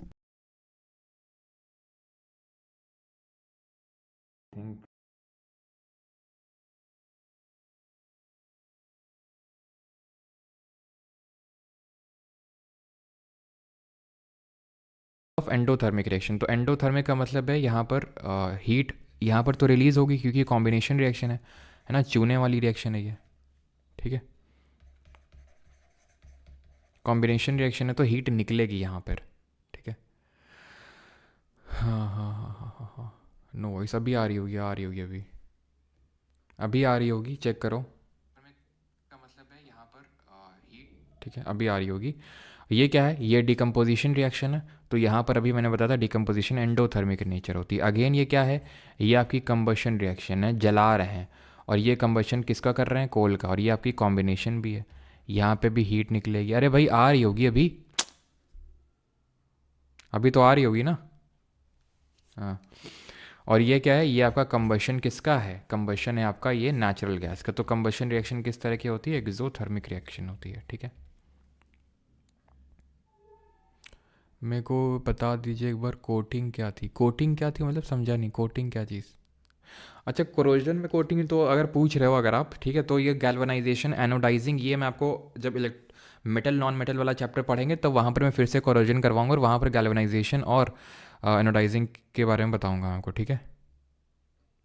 सर आप रामायण में धोती कुर्ता पहनोगे क्या, मैं तो पहना हूँ नहीं, बट धोती कुर्ता नहीं यार, ऐसे ही नॉर्मल धुले हुए कपड़े बस। धोती कुर्ता तो मुझे, धोती होती तो पहननी भी नहीं आती है। 2.2 इनवैलिड दिखा रहा है, अभी एक बार चेक करना, नहीं होगा तो मैं उसको फिर से करवा दूंगा, है ना। Yes, photosynthesis is a endothermic and respiration is an exothermic, बिल्कुल। Calcium oxide reacts with water to produce leg lime, किसका रिएक्शन है, ये आपका कॉम्बिनेशन रिएक्शन है, आपका ऑप्शन नंबर ए आंसर हो जाएगा। वही चूने में पानी डाल दिया आपने। Identify the species among the following acting as oxidant and reductant, यानी ऑक्सीडेंट का मतलब ऑक्सीडाइजिंग एजेंट, रिडक्टेंट का मतलब रिड्यूसिंग एजेंट, बताइए जल्दी से।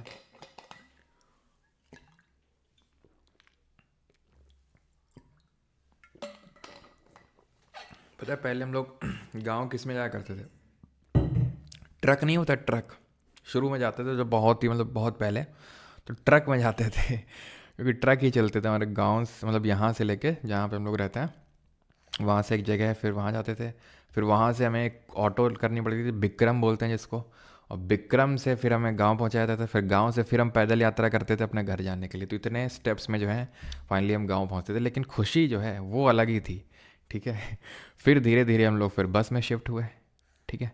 बस में फिर हम लोग जाते थे, बस में भी वही उतारती थी, फिर ऑटो पकड़ते थे, फिर पैदल जाते थे। Identify the species among the following acting as oxidant and reductant, तो ये क्या है आपका, ये यहाँ पर ऑक्सीजन का लॉस हो रहा है, मतलब कि ये है आपका रिडक्शन। अब ये है क्योंकि रिडक्शन, तो ये होगा ऑक्सीडाइजिंग एजेंट यानी कि ऑक्सीडेंट। अब ये Cu1 क्या लिखा हुआ है, ये इसकी ऑक्सीडेशन स्टेट लिखी हुई है। जैसे फॉर एग्जांपल मान लेते हैं कॉपर का ऑक्सीडेशन स्टेट x है, तो 2x हो जाएगा, ऑक्सीजन का -2, 0 तो x इज इक्वल्स टू 1 आ जाएगा, तो वही लिखा हुआ है ये। तो ये दोनों ऑप्शन होंगे नहीं, क्योंकि Cu ऑफ एंड S, ठीक है, Cu1, ठीक है, कॉपर 1। यहाँ पर अगर आप देखिए तो सल्फर को क्या मिल रहा है, ऑक्सीजन मिल रहा है, ऑक्सीजन मिल रहा है मतलब ऑक्सीडेशन हो रहा है, मतलब कि oxidizing agent, sorry reducing agent के तौर पे काम कर रहे हैं, रिडक्टेंट। तो रिडक्टेंट कौन है, सल्फर, किसका सल्फर, Cu2S का सल्फर, SO2 का सल्फर नहीं, option number A. Which among the following is an example of endothermic, heat किसमें लग रही है, कंबशन में हीट निकलती है, ठीक है। एसिड और बेस को जब आप रिएक्शन करवाते हैं, इसको हम बोलते हैं न्यूट्रलाइजेशन रिएक्शन, उदासीकरण अभिक्रिया, हीट निकलती है। जैसे कि तुम एसिडिटी होगी पेट में, इनो खाए, डकार मारते हो कि नहीं ऐसे करके, तो क्या हीट निकाली तो रहे हो, तुम्हें हीट निकाली तो रहे हो डकार मार के, तो वो आपकी एक्सोथर्मिक हो जाएगी। फोटोसिंथेसिस ये एंडो, इसमें हीट की नीड लगती है, ठीक है। हीट भाई इसमें तो लगती है ना हीट, वो जो लाइट के फॉर्म में लेते हैं, तभी तो इलेक्ट्रोलिसिस ऑफ वाटर होता है भाई। अगर हीट नहीं होगी तो इलेक्ट्रोलिसिस ऑफ वाटर होगा ही कहाँ से, तो इलेक्ट्रोलिसिस ऑफ वाटर होता है, और तब वो ATP और NADP बनता है, जो कि बाद में NADPH बनता है, जो कि कहाँ पर यूज़ होता है, केल्विन साइकिल में यूज़ होता है, वो है ना लाइट इंडिपेंडेंट रिएक्शन में। रेस्पिरेशन भी आपकी एक्सो ही होती है। अगला है 6th, calcium oxide reacts vigorously with water to produce leg lime, यानी CaO फिर वाटर के साथ रिएक्ट करता है स्लेग्ड लाइम बनाने के लिए, ठीक है, स्लेग्ड लाइम बनाने के ये बनाता है। Whose solution is used for white washing of wall. This slaked lime reacts with component A, ये रिएक्ट करता है ए के साथ जो कि एयर में है, और ये थिन लेयर बना देता है कंपोनेंट बी, ठीक है, जो कि शाइनी फिनिश दे देता है। तो ए और बी बता दो, कितना आसान सा क्वेश्चन है, बताओ जल्दी से। Gas that turns lime water milky. आप ब्राह्मण हो, ये किस तरह क्वेश्चन है, ब्राह्मण है, ऐसे ब्राह्मण नहीं है हम, ठीक है। हम जो है राजपूत क्लैन से बिलोंग करते हैं, लेकिन ये सारी चीज़ें मायने नहीं रखनी चाहिए, ठीक है। क्योंकि मेरा ऐसा मानना है, जो जैसा ईश्वर चंद्र विद्यासागर नहीं, स्वामी दयानंद सरस्वती जी का मानना था, ठीक है, कोई जन्म से ब्राह्मण क्षत्रिय या शूद्र नहीं होता है, अपने कर्म से होता है, ठीक है। तो कर्म जो है अच्छे करने चाहिए, तभी आपको भगवत प्राप्ति होगी। राधा राधा का नाम जाप करिए, तभी भगवत प्राप्ति होगी। गंदे आचरण करना, ठीक है, और गंदे दृश्य देखना, ये सब पाप हैं, मत किया करिए, ठीक है।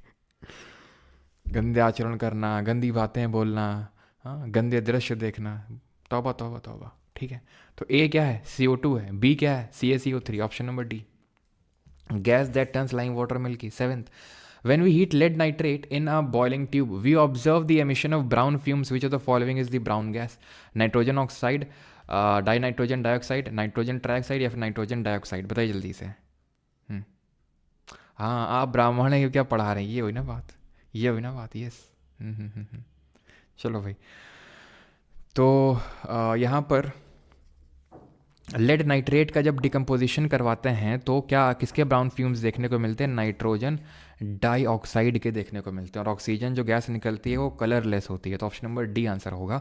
विच of the following is not an example of oxidation reaction का? इसमें इस एग्जाम्पल कौन नहीं है ऑक्सीडेशन रिएक्शन का? तो the taste of butter changes if left for longer period. तो टेस्ट चेंज होता है बटर का अगर बहुत लंबे समय तक छोड़ दिया। मतलब क्या हो गया? मतलब सर यहाँ पर ऑक्सीडेशन हो गया। मतलब यहाँ पर क्या हो गया? यहाँ पर रैंसिडिफिकेशन हो गया, ठीक है। तो रैंसिडिफिकेशन तो हमारा ऑक्सीडेशन रिएक्शन होता है। अ white substance is formed when an aqua solution of barium chloride is mixed with sodium sulphate. ये क्या है? ये आपका डबल डिस्प्लेसमेंट है, जहाँ पर क्या हो रहा था? एक्सचेंज ऑफ आयंस हो रहा था। तो ये नहीं होगा। रेडिश ब्राउन पाउडर, ठीक है, आयरन में चढ़ जाता है, क्या है? करोजन, या फिर टू बी मोर स्पेसिफिकली किस, रस्टिंग बोलते हैं इसको, ठीक है। और वाइन जो है शराब खट्टी हो जाती है, अभी oxidation. Not an oxidation reaction, कौन सी नहीं है बताइए जल्दी से।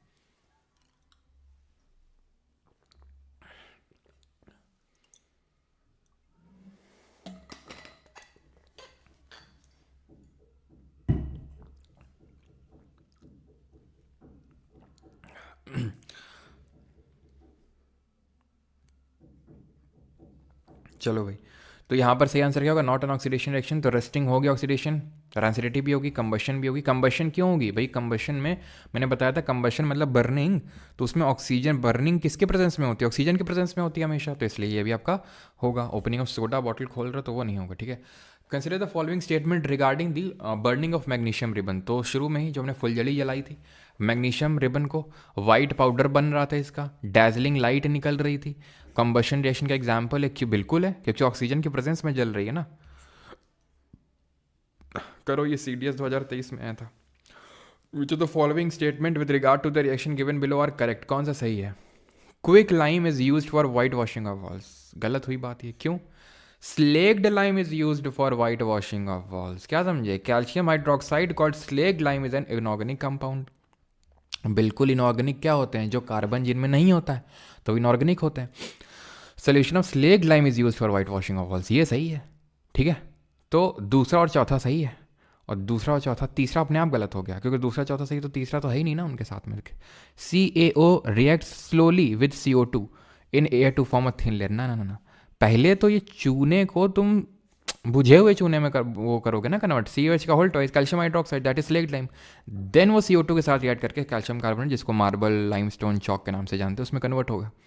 विच of the following statement with regard to the heating of lead nitrate powder over a flame are correct? तो लेड नाइट्रेट को एक फ्लेम में बर्न कर रहे हैं, जिसमें कि हमें ब्राउन फ्यूम्स NO के नहीं, नाइट्रोजन डाइऑक्साइड NO2 के देखने को मिलते हैं। Colourless O2 gas is released, it is an example of oxidation reaction. No, decomposition reaction. एक सेकंड एक सेकंड एक सेकंड, यस, अभी बता दूँ कैसे, ठीक है। तो रुक जाओ अभी। तो पहला वाला गलत हो गया आपका, पहला वाला गलत, पहला वाला गलत। दूसरा वाला होगा, चौथा वाला भी होगा। आप देखिए यहाँ पर चौथा वाला भी हो रहा है यहाँ पर। It is an example of thermal decomposition used for the production of nitrogen dioxide, जिसके कि हमें ब्राउन फ्यूम्स देखने को मिल रहे हैं। अब ये क्या ऑक्सीडेशन होगा? बिल्कुल होगा। कैसे? रिएक्शन लिख लें फिर से, एक सेकेंड।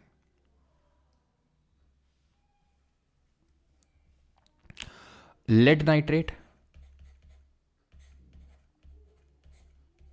ठीक, किस क्या बन रहा था, लेड ऑक्साइड बन रहा था यहाँ पर। क्या हो रहा है यहाँ पर, इसको ऑक्सीजन मिल रहा है सीधे सीधे, तो हो जाएगा ये, ठीक है, ऑक्सीडेशन रिएक्शन। ठीक, क्लियर है, क्लियर है, यहाँ पर ऑक्सीडेशन हो रहा है इसका। आगे बढ़ें, अगला क्वेश्चन देखते हैं। अगला क्वेश्चन है ड्यूरिंग, फिर से वही क्वेश्चन है, पढ़िए क्वेश्चन को जल्दी से करिए।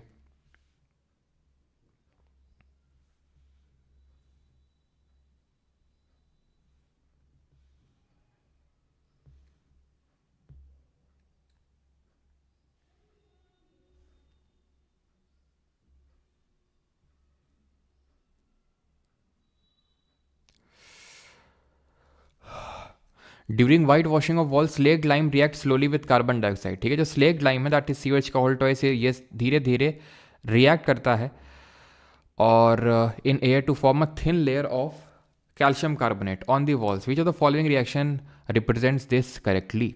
तो कौन सा रिएक्शन हो जाएगा। अब ये आपको थोड़ी सी सेम टाइप लग रही होंगी, लेकिन यहाँ पर आपका जो बनेगा दैट वुड बी व्हाट, ये गैस लेंगे, ठीक है, लिक्विड नहीं होगा CO2। Option number D will be the correct answer. Question number 14th है आपका, that is which of the following equation is balanced chemical equation for the given reaction. अब यहाँ पर हम बैलेंसिंग थोड़ा सा सीख लेते हैं।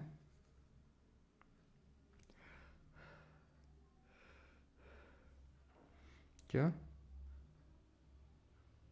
सर, मैं आर्ट्स स्ट्रीम से हूँ, मुझे केमिस्ट्री की क्लास कुछ भी समझ नहीं आ रहा है, प्लीज़ बताइए सर मैं क्या करूँ, क्या करूँ। अगर समझ में नहीं आ रहा है तो या तो छोड़ दो, या तो पढ़ो। तो देखो मैं अपने साइड से तो पूरा एफर्ट डाल रहा हूँ कि आपको समझ में आए चीज़ें, ठीक है। आप एकदम ही अगर केमिस्ट्री में ज़ीरो हैं तो आपको एक्स्ट्रा एफर्ट मारने पड़ेंगे, ठीक है, बाकी कंपैरिजन में। दिक्कत तब होती है कि ठीक है, अगर 5-6 लोगों को भी चीज़ें समझ में ना आ रही होती तो क्योंकि आपने बिल्कुल ही केमिस्ट्री आपके पल्ले मतलब नहीं पढ़ रही, क्योंकि आप आर्ट्स बैकग्राउंड से हैं, तो फिर मेरे हिसाब से आपको एक्स्ट्रा तो एफर्ट मारिए, तो छोड़ दीजिए जो दो में से आपको सही लगे। अब यहाँ पर अगर बात करें तो chemical equation is the balance, तो यहाँ पर बैलेंस पूछे ना आपसे, तो बैलेंस देख लेते हैं यार। यहाँ पर एक आयरन है, सबसे पहले मेटल को चेक किया करो, यहाँ पर 3 है, ख़त्म। यहाँ पर 3 है, यहाँ पर 3 है, देन नॉन मेटल को चेक कर लो, ऑक्सीजन है, ठीक है, तो ऑक्सीजन 4 है, यहाँ पर 1 है, गया ये भी, ठीक है। 3 iron 3 iron, 4 oxygen 4 oxygen, 8 hydrogen 8 hydrogen, यही बैलेंस हो जाएगी आपकी। Reaction of quick lime with water to produce slaked lime is an example of, तो ये आपकी कैसी रिएक्शन है, ये एक्सोथर्मिक रिएक्शन है। चूने को आपने डाल दिया पानी में, तो चूने को पानी में डालोगे तो गरम गरम हीट निकलेगी काफ़ी। What is the colour of the precipitate obtained by passing CO2 gas through lime water. तो लाइम वाटर टर्न्स मिल्की, तो option number C white. Which of the following is not an example of redox reaction, कौन सी redox reaction का example नहीं है। तो aluminium को oxygen मिल रहा है, ठीक है, हाइड्रोजन ऑक्सीजन को लूज़ कर रहा है, यहाँ ऑक्सीडेशन हो रहा है, वहाँ रिडक्शन हो रहा है, तो रेडॉक्स रिएक्शन है। यहाँ पर देखिए सोडियम का हाइड्रोजन लॉस हो रहा है, तो इसको ऑक्सीडेशन बोलेंगे। ऑक्सीडेशन का मतलब मैंने आपको बताया था, सिर्फ ऑक्सीजन का जुड़ना नहीं बल्कि हाइड्रोजन का लॉस भी होता है। यहाँ हाइड्रोजन को हाइड्रोजन एक मिल रहा है एटम, यानी कि यहाँ पर हो रहा है आपका addition of hydrogen, that means reduction हो रहा है, तो ये भी रेडॉक्स रिएक्शन होगी। आयरन को ऑक्सीजन मिल रहा है, रिडक्शन तो हो ही नहीं रहा ना कहीं पे, और सिर्फ ऑक्सीडेशन ही हो रहा है, तो ये आपकी रिडॉक्स रिएक्शन नहीं है। कॉपर देखिए, कॉपर हट रहा है उससे ऑक्सीजन, जिंक को मिल रहा है, ठीक है, तो ये जो डबल डिस्प्लेसमेंट है ये आपकी रिडॉक्स रिएक्शन होगी, लेकिन ऊपर सी वाला नहीं होगा। वजह तो following N example of decomposition. Decomposition किस में हो रहा है, डिकम्पोजिशन का मतलब होता है सिंगल रिएक्टेंट जो होता है वो मल्टीपल प्रोडक्ट बनाता है, तो सिंगल रिएक्टेंट है यहाँ पर ऑप्शन नंबर बी। इसको कहाँ पर यूज़ करते हैं, इसको ब्लैक एंड वाइट फोटोग्राफी में यूज़ करते हैं, ठीक है, ब्लैक एंड वाइट फोटोग्राफी में। 19th, which of the following compound undergoes thermal decomposition. Thermal decomposition का मतलब होता है कि जब आप उसको हीट देते हो तब वो डिकम्पोज होता है, तो zinc oxide, silver oxide and silver और जिंक ऑक्साइड में नहीं होता, देखो, ठीक है, सिल्वर ऑक्साइड में होता है तो, लेकिन जिंक ऑक्साइड में नहीं होता है, तो ऑप्शन नंबर सी आंसर होगा। इसमें डिकम्पोजिशन हो जाएगा, सिल्वर और ऑक्सीजन में कन्वर्ट हो जाएगा, ठीक है। चलो आगे बढ़ते हैं और अगला क्वेश्चन देखते हैं, दैट इज़ सर ये वीडियो बाद कुछ टाइम बाद प्राइवेट करना, भाई जितने टाइम बाद रोज़ होता है उतने टाइम बाद होगा, ठीक है पीयूष, मैं एक बार और समझा दूंगा लास्ट में, ऑक्सीडेशन नंबर वाला है ना। An iron nail dipped in copper sulphate solution turns brown. Iron nail जो है कॉपर सल्फेट में ब्राउन हो जाती है, आयरन नेल तो ब्राउन हो जाती है, लेकिन कॉपर सल्फेट का जो सोल्यूशन होता है जो ब्लू कलर का होता है वो लाइट ग्रीन हो जाता है। तो ऐसा क्यों होता है, ऐसा इसलिए होता है क्योंकि आयरन जो नेल है उसने क्या किया, वो एक्चुअल में क्योंकि कॉपर से ज़्यादा रिएक्टिव है ना। कैटरीना ने कार मांगी ऑल्टो जेन फरारी, ठीक है, कैटरीना ने कार मांगी ऑल्टो जेन फरारी। तो यहाँ पर क्या है, ये जो आयरन है ना, आप देख सकते हैं ऊपर है, किससे, कॉपर से। कैटरीना ने कार मांगी ऑल्टो जेन फरारी, फिर भी, ठीक है, मैं यहाँ लिख रहा हूँ लेकिन आएगा तो नीचे ही वो, ठीक है, क्योंकि नीचे जगह है नहीं इसलिए मैं राइट साइड में लिख रहा हूँ। फिर भी क्या मिली, सिल्वर ऑडी, ठीक है। तो यहाँ पर आप देख सकते हैं कि, और ध्यान रखना, या फिर भी क्या मिली, यहाँ पर हाइड्रोजन था। कभी कभी हाइड्रोजन कॉपर के ऊपर आ जाता है, कभी कभी कॉपर नीचे आ जाता है, हाइड्रोजन ऊपर आ जाता है, मतलब हाइड्रोजन कभी ऊपर कभी नीचे। तो हाइड्रोजन के ऊपर वाले जो मेटल होते हैं वो जब रिएक्ट करते हैं किसी एसिड से तो वो उस एसिड से हाइड्रोजन को डिस्प्लेस कर देते हैं, निकाल देते हैं। लेकिन हाइड्रोजन के नीचे वाले डिस्प्लेस नहीं कर पाते हैं। ये चीज़ चलो एसिड बेस एंड सॉल्ट या फिर मेटल नॉन मेटल में पढ़ेंगे, खैर। तो ये चीज़ क्लियर हो गई। तो कॉपर क्या है, कॉपर आपका नीचे है तो इसलिए आयरन डिस्प्लेस कर देगा। ये डिस्प्लेसमेंट रिएक्शन की वजह से होता है, ऑप्शन नंबर डी आंसर होगा, ठीक है। चलो आगे है हमारा question 21, which of the following processes involve chemical reaction. Chemical reaction, अब इवेपोरेशन हो रहा है, सिर्फ स्टेट चेंज हो रहा है। ऐसा नहीं कि केमिकल रिएक्शन में स्टेट चेंज नहीं होता है, होता है, हमने देखा था।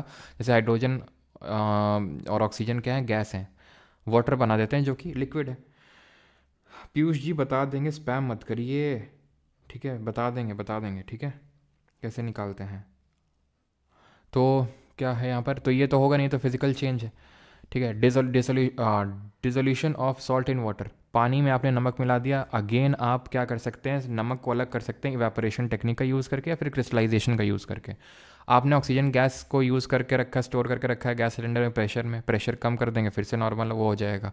बर्निंग ऑफ मैग्नीशियम रिबन, अब मैग्नीशियम रिबन को जब बर्न किया तो मैग्नीशियम ऑक्साइड बन गया। क्या फिर से मैग्नीशियम बना लोगे क्या, वो नहीं कर पाओगे आप, ठीक है, वो नहीं कर पाओगे आप। माइंड मैप्स दे दीजिए ना पीछे भाई, जिसका बना है उसका माइंड मैप आपको मिलता जाएगा, ठीक है। केमिकल प्रोसेस और रिएक्शन यहाँ पर लिखी हुई है, जल्दी से बताइए। केमिकल प्रोसेस और यहाँ पर रिएक्शन लिखी हुई है, जल्दी से बताएंगे। चलो, तो यहाँ पर इलेक्ट्रोलिसिस ऑफ वाटर हमने देखा था, क्या था ये डिकम्पोजिशन था, है ना, डिकम्पोजिशन था कि नहीं था, तो 3 हो जाएगा। कोल को बर्न कर रहे थे तो कंबशन रिएक्शन है जिसमें कॉम्बिनेशन भी हो रहा था और एक्सोथर्मिक रिएक्शन थी, है तो कॉम्बिनेशन रिएक्शन है क्योंकि कार्बन और ऑक्सीजन कंबाइन करके कार्बन डाइऑक्साइड बना रहे थे। Iron nail emerge in copper sulphate, जो अभी हमने देखा, जिसमें कि आयरन ब्राउन कलर का हो गया और कॉपर सल्फेट का जो ब्लू कलर का सोल्यूशन था वो लाइट ग्रीन हो गया। तो यहाँ पर क्या हो रहा है, डिस्प्लेसमेंट रिएक्शन हो रहा है, तो फोर्थ होगा addition of barium chloride BaCl2, ठीक है, एल्यूमिनियम सल्फेट से बन रहा है, ठीक है। तो मतलब क्या है, इसका मतलब ये है कि, आपका ये double displacement exchange of ions हो रहा है यहाँ पर, ठीक है। डबल डिस्प्लेसमेंट कहाँ पर, option number first, exchange of ion हो रहा है, 3241 option number C. Which of the following is an example of oxidation reaction, इनमें से कौन सा ऑक्सीडेशन रिएक्शन है, जल्दी से बताएंगे। तो freezing of water, dissolving sugar in water, rusting of iron, boiling of petrol. तो ये क्या है, rusting is a form of corrosion and rancidity are oxidation reaction. अब आते हैं हम लोग लेफ्टिनेंट और असिस्टेंट कमांडेंट बनने के बाद क्या, अब हम क्या बनेंगे, अब हम बनेंगे income tax inspector. Which theory was published by John Dalton in 1808, तो ये हम पहले ही देख चुके हैं, 1808 में जॉन डाल्टन ने कौन सी थ्योरी पब्लिश करी थी, एटॉमिक थ्योरी पब्लिश करी थी इन्होंने, ठीक है, ऑप्शन नंबर फर्स्ट। अगला है who developed the theory of combustion as chemical reaction with oxygen in the 18th century that excluded phlogiston theory. Phlogiston ने एक थ्योरी दी थी, उसको इन्होंने मतलब एक्सक्लूड कर दिया था, और ये तब पॉसिबल हो पाया था जब ऑक्सीजन की डिस्कवरी करी गई थी, किसके, जोसेफ प्रिस्टली द्वारा, जो भी मैंने आपको बताया था। तो इन्होंने थ्योरी ऑफ कंबशन दिया था, इनका नाम क्या था, इनका नाम था एंटनी लेवोइजियर, ठीक है, एंटनी लेवोइजियर नाम था इनका, option number A will be the correct answer, जिन्होंने कंबशन थ्योरी दिया था, ठीक है, एंटनी लेवोइजियर। आपकी बैच लेने पर मैं केमिस्ट्री का इम्प्रूव कर पाऊँगा क्या, प्लीज़ बताइए सर। इनाम मेहंदी का बैच लेके इम्प्रूव नहीं कर पाएंगे, आपको हार्डवर्क अपने साइड से करना होगा।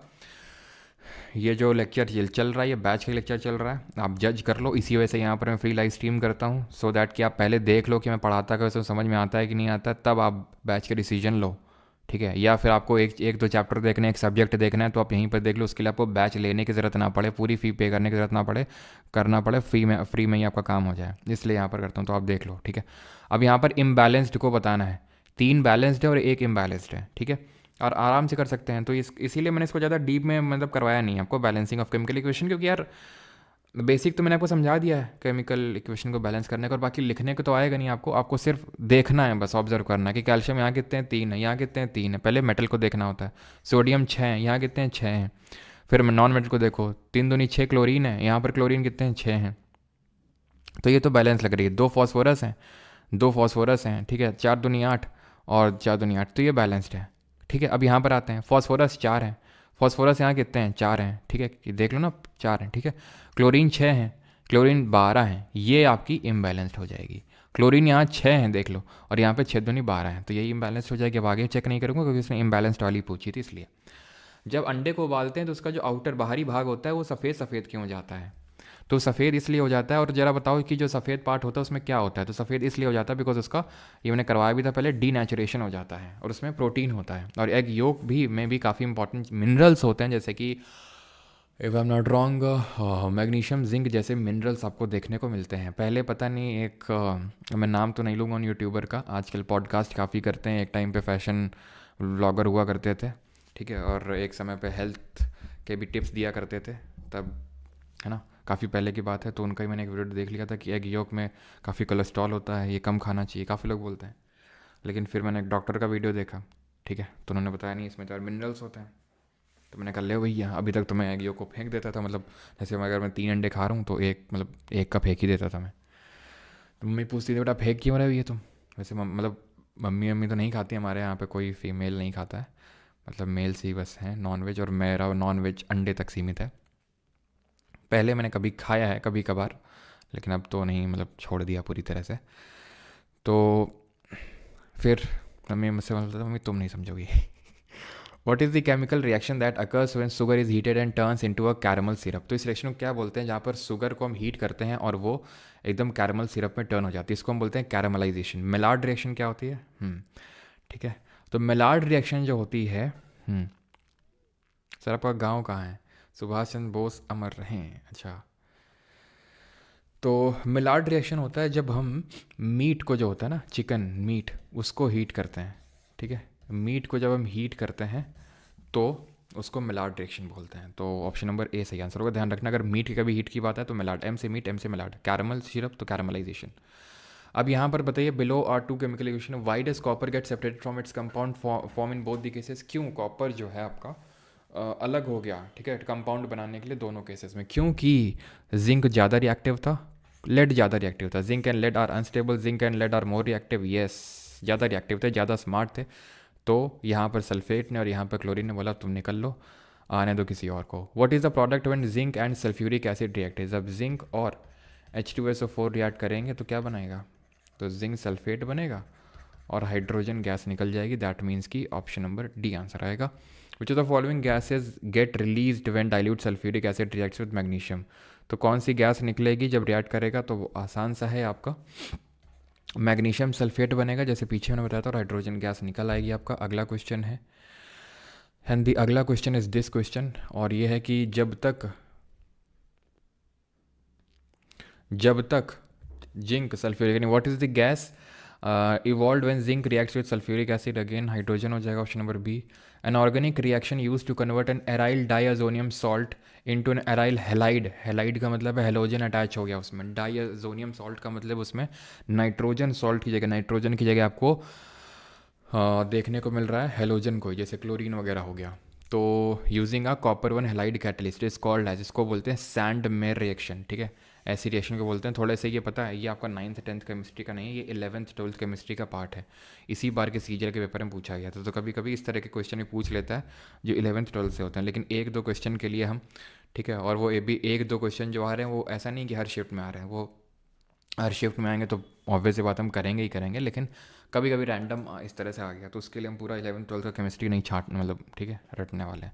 द टाइप ऑफ रिएक्शन, अब ये ध्यान से समझना, इसको वहीं पे नोट करना है, मैंने वहाँ पर नहीं लिखवाया, यहाँ पर मैं आपको इसका लिखवा देता हूँ पूरा, ठीक है, कि ये कौन सी ऑर्डर रिएक्शन होती हैं। देखो, type of reaction that is typically found when a material that is required for the reaction to proceed such as surface or catalyst is saturated by the reactant is called as। देखो पहली बात तो एक catalyst क्या होता है? तो catalyst वो होता है जो एक रिएक्शन को करवाने में हेल्प करता है। जैसे अगर मैं बात बोलूँ आपको, तो जैसे मान लो लड़का वाला लड़की वाली मतलब लड़की वाले, ठीक है। तो एक कोई बिचौलिया होता है कि नहीं, बिचौलिया होता है जो दोनों को जानता है और दोनों की रिएक्शन करवा देता है। या फिर मान लो कि तुम हो, तुम्हारा ठीक है, ये तुम्हारा दोस्त है और ये वो वही, ठीक है। तो तुम्हारे दोस्त ने क्या किया, इस रिएक्शन को करवा दिया जल्दी से। हो सकता है अगर ये दोस्त ना होता तो हो सकता है रिएक्शन ना होती, ऐसा हो सकता है। अगर ये ना होता तो रिएक्शन तो हो जाती लेकिन जल्दी से ना होती। तो ये कैटलिस्ट होता है जो काइंड ऑफ उस रिएक्शन को स्पीड अप करता है, ठीक। कभी कभी ऐसे होते हैं कैटलिस्ट जिनको नेगेटिव कैटलिस्ट बोलते हैं, जो इस रिएक्शन को स्लो डाउन कर देते हैं। तो ऐसी रिएक्शन देखो, यहां पर मैं आपको क्या समझाने वाला हूं, ऑर्डर ऑफ रिएक्शन। तो zero order, first order, second order, third order reaction होती हैं। तो ये जीरो ऑर्डर रिएक्शन है जहां पर कैटलिस्ट की बात हो रही है कि कैटलिस्ट को सैचुरेट करेंगे, बस कैटलिस्ट है, तुम देख लो सीधा zero order. First order reaction क्या होती है? फर्स्ट ऑर्डर रिएक्शन वो होता है जहां पर नीचे लिख देता हूं बिकॉज ऊपर सेकंड ऑर्डर भी लिखना है। यहां पर मैं लिख देता हूं इस तरह से, जहां पर rate of reaction is directly proportional to the concentration of only one reactant। और reactant तुम्हें पता है क्या होता है reactant, ठीक है। तो जो लोग छोड़ के भाग गए उनका ये लॉस हो गया अभी, ठीक। सेकेंड ऑर्डर रिएक्शन क्या होती है? तो जहां पर रेट ऑफ रिएक्शन, ठीक है, rate of reaction is directly proportional to, ये सेकेंड ऑर्डर रिएक्शन के बारे में मैं आपको बता रहा हूं, ठीक है। तो जो सेकंड ऑर्डर रिएक्शन होती है क्या होती है, जहां पर रेट ऑफ जो रिएक्शन होती है डायरेक्टली प्रोपोर्शनल होती है किसके में, ठीक है। ये आपका ये प्रोपोर्शनल होगी स्क्वायर ही होगा, वो थर्ड ऑर्डर में होता है, ठीक है। हाँ, ये स्क्वायर ऑफ वन रिएक्टेंट, या तो ये होगा स्क्वायर ऑफ वन रिएक्टेंट, या फिर और, ठीक है, या फिर rate of reaction directly proportional होगा प्रोडक्ट ऑफ टू रिएक्टेंट्स। ऐसे समझो इसको, जैसे मैंने रेट ऑफ रिएक्शन को आर से समझा है, ठीक है। यहां पर मान लेते हैं एक रिएक्शन है ए प्लस बी प्लस सी मान लेते हैं, ठीक है। यहां पर कुछ बना है सी प्लस मतलब डी प्लस ई, ठीक। तो रेट ऑफ रिएक्शन या तो ये है, या तो अगर इस तरह से लिखा है मैंने तो इसको बोलेंगे सेकेंड ऑर्डर रिएक्शन। या तो एक रिएक्टेंट का स्क्वायर के प्रोपोर्शनल है, या फिर एक दो के प्रोडक्ट के। और थर्ड ऑर्डर रिएक्शन क्या होती है?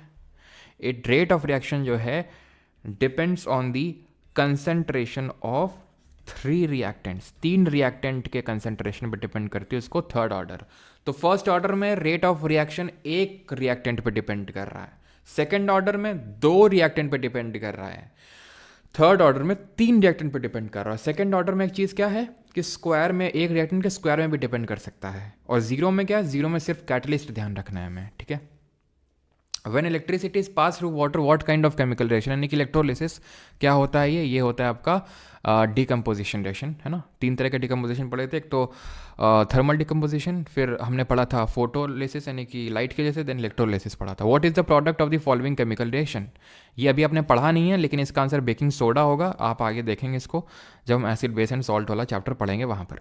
विच of the following chemical reaction takes place when quick lime reacts with water, quick lime मतलब CaO है, रिएक्ट करेगा वाटर के साथ, यानी चूना और पानी की reaction,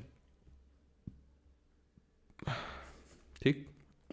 a chemical reaction in which the rate of reaction, ये सब CGL में देख रहे हो, वो भी क्वेश्चन आई थिंक CGL का ही है, हाँ CGL 2024 25 सितंबर, ये 18 सितंबर, सॉरी ये भी आपके 23 सितंबर इसी बार का। A chemical reaction in which rate of reaction is directly proportional to the first power of concentration of the reacting substance, एक सब्सटेंस है एक पावर में, स्क्वायर में नहीं है। स्क्वायर में होता तो सेकंड ऑर्डर में जाता, क्योंकि एक ही रिएक्टेंट है और कोई स्क्वायर नहीं है, तो फर्स्ट ऑर्डर रिएक्शन होगी है, ठीक है। अगर स्क्वायर लगा देता तो सेकंड ऑर्डर, या फिर दो रिएक्टेंट होते तो सेकंड ऑर्डर, अगर तीन रिएक्टेंट होते तो third order. Which of the following is not redox reaction, कौन सी रेडॉक्स नहीं है? Decomposition of di hydrogen monoxide, decomposition of calcium carbonate, decomposition of potassium chloride, decomposition of sodium hydride. बताओ क्या आंसर होगा। अब काफ़ी लोग जो है ये डाई, तो हाथ काफ़ी ठंडे होते हैं, ये जो डाई हाइड्रोजन मोनोऑक्साइड इसको देख के डर रहे होंगे, बेटा ये कुछ और नहीं पानी है आपका। जी हाँ, अगर आप इसको लिखेंगे तो क्या आएगा, ये डाई हाइड्रोजन, मोनो का मतलब सिंगल होता है, ठीक है, तो ये हो जाएगा आपका।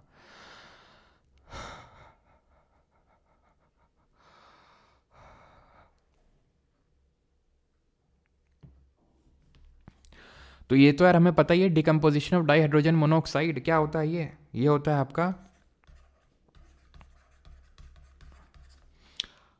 ऑक्सीजन जा रहा है कि नहीं जा रहा है, मतलब क्या हो रहा है, रिडक्शन हो रहा है यहाँ पर, ठीक है। इस ऑक्सीजन को एक ऑक्सीजन मिल रहा है, यानी कि ऑक्सीडेशन हो रहा है, तो ये तो होगा आपका सोडियम हाइड्राइड, ये भी आपका होता है। आप देख लो यहाँ पर एक क्वेश्चन मैंने करवाया था, एक क्वेश्चन यहाँ पर करवाया था, डिकम्पोजिशन ऑफ सोडियम हाइड्राइड, यहाँ पर रिएक्शन लिखी हुई थी,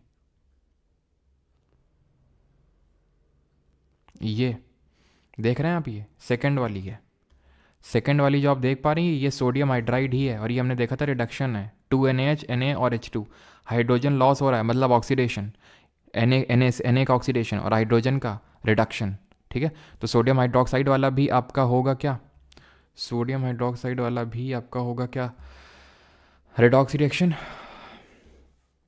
तो ये भी रेडॉक्स रिएक्शन हो गया, ये भी रेडॉक्स रिएक्शन हो गया।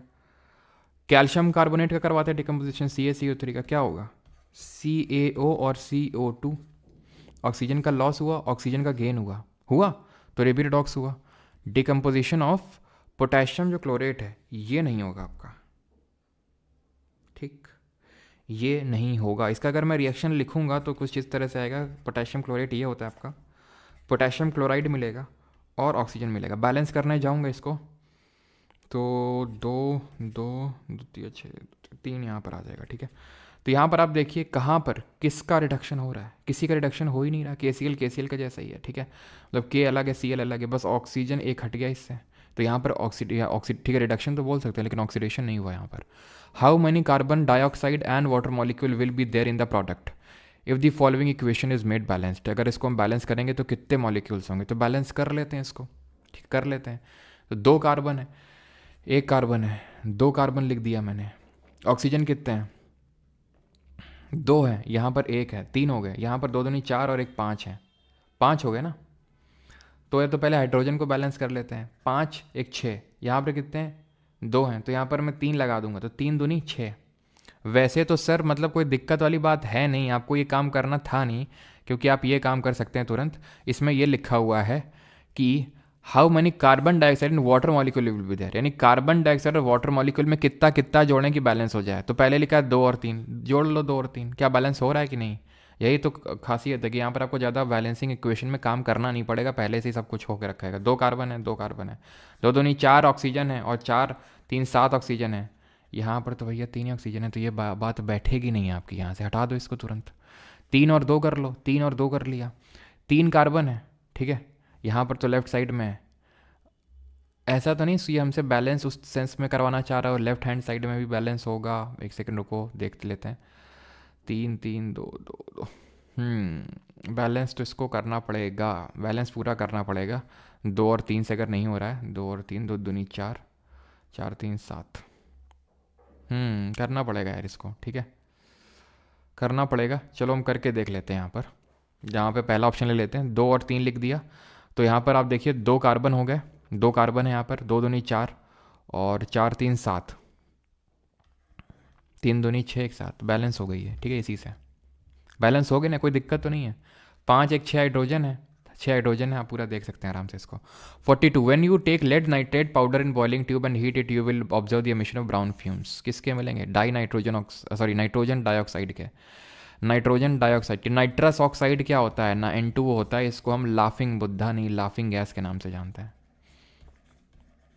43 find out white silver chloride turns grey इन सनलाइट, तो मैंने बताया था ना वो राधा ग्रे, याद है कुछ, तो वो सब हो रहा था decomposition of silver chloride, silver और क्लोरीन में डिकम्पोजिशन हो रहा था, तो क्लोरीन उड़ गया था गैस बनकर और सिल्वर बचा था जो ग्रे कलर का होता है, सिल्वर क्लोराइड जो होता है वाइट कलर का होता है। When halo alkane and aryl vinyl halide react with magnesium metal, इसको हम क्या बोलते हैं, इसको बोलते हैं ग्रिग्नार्ड रिएजेंट, ठीक है।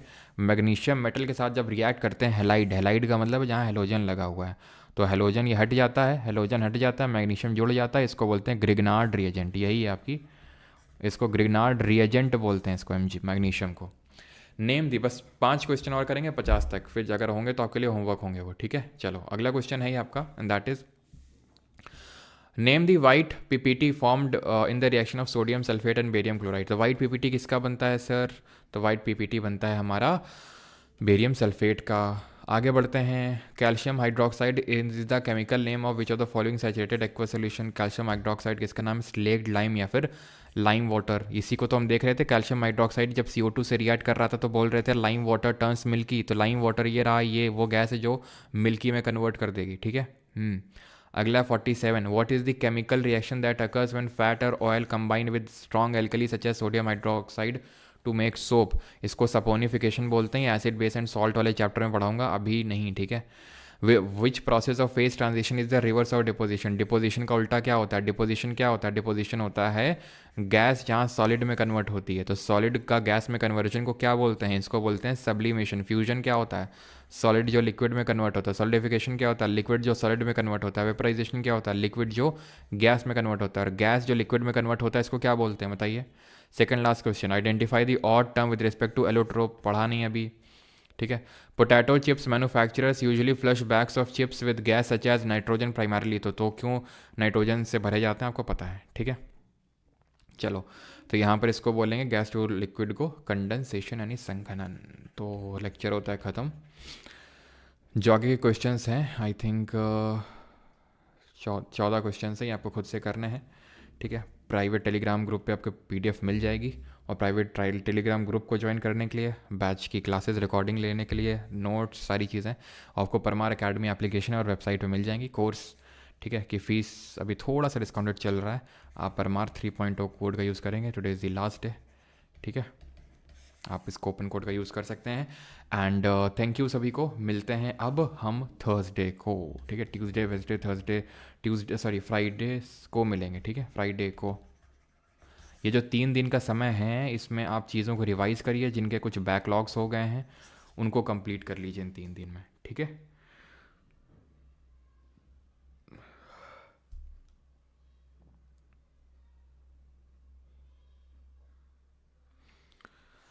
हाँ गुड्डू, कर लेना भैया ब्रह्मचर्य को फॉलो। Thank you sir. अब जाओ। ठीक है, जा रहे हैं अब हम।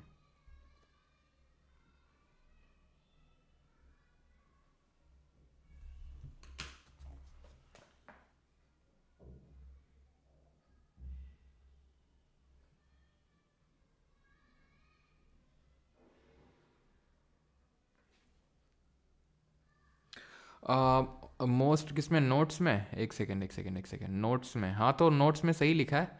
नॉट ऑल बट हाँ मोस्टली होती हैं। ठीक है। तो यहाँ पे इसको करेक्ट कर लो। आई थिंक मैंने ऑलवेज लिख दिया है। मतलब ये मान लो कि ऑलवेज होती हैं लेकिन नॉट ऑलवेज लिख लो। इसको मैं इस तरह से फ्रेम कर देता हूँ। ठीक है कि मोस्ट कॉम्बिनेशन रिएक्शन। ठीक है। Most combination reaction are exothermic in nature. ठीक है। मोस्टली होती हैं। बहुत ही एक्सेप्शनल केसेस होते हैं जहाँ पर एंडोथर्मिक हो जाती है लेकिन मोस्टली होते हैं। ठीक है। तो आप ये बोल सकते हो कि most combination reaction are exothermic but not all. ठीक है। बट नॉट ऑल तो नोट्स में सही लिखा हुआ है वो। ठीक है। सर कोने में आना, एक बात पूछनी थी। रावण बेटा रावण जी, कोने में क्यों बुला रहे हैं आप? हैं? Happy journey sir. Okay.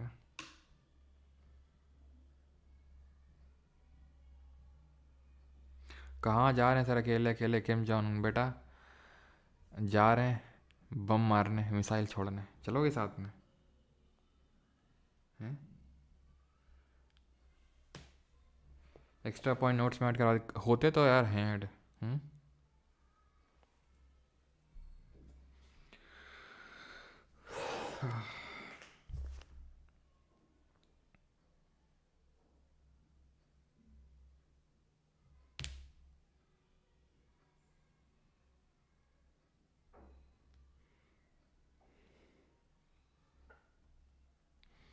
Periodic में SSC वाला क्वेश्चन कब कराओगे? रो कह रहे हो राहुल? हैं खुद से नहीं, मतलब चलो वो तो मैं करवाऊंगा खुद से। 70 क्वेश्चन में 7 से ज़्यादा ऐसा क्वेश्चन नहीं होगा कि बना ना पाए होगे। और अगर नहीं बना पाए हो तो मतलब लेक्चर को ढंग से रिवाइज नहीं किए हो। ठीक है। जो मैंने PDF शेयर करी है, जिस हिसाब से मैंने पढ़ाया था उसमें 70 और नहीं तो मैं दिखा दूंगा 7 से ज़्यादा ऐसे क्वेश्चन नहीं होंगे जो आप बना ना पाए हो 70 में से। ठीक है। 7 में मैक्सिमम बोल रहा हूँ। वैसे तो मैं करवाऊंगा वो। ठीक है। चलो भाई, थैंक यू सभी को, थैंक यू, मिलते हैं फ्राइडे को, है ना। Will miss you guys. कोई नहीं, टेलीग्राम पे अपडेट्स देता रहूँगा मैं आप लोगों को, है ना। Thank you. और बैच वाई ले लेना, फिर बाद में मत बोलना कि प्राइस वाइस का, कि प्राइस सर फिर से वो कर दे। अब नहीं होगा, जो भी होना है ठीक है, आपके ऊपर डिपेंड करता है लेना नहीं लेना, लेकिन अब लास्ट है, ठीक है। चलो भाई, थैंक यू, धन्यवाद।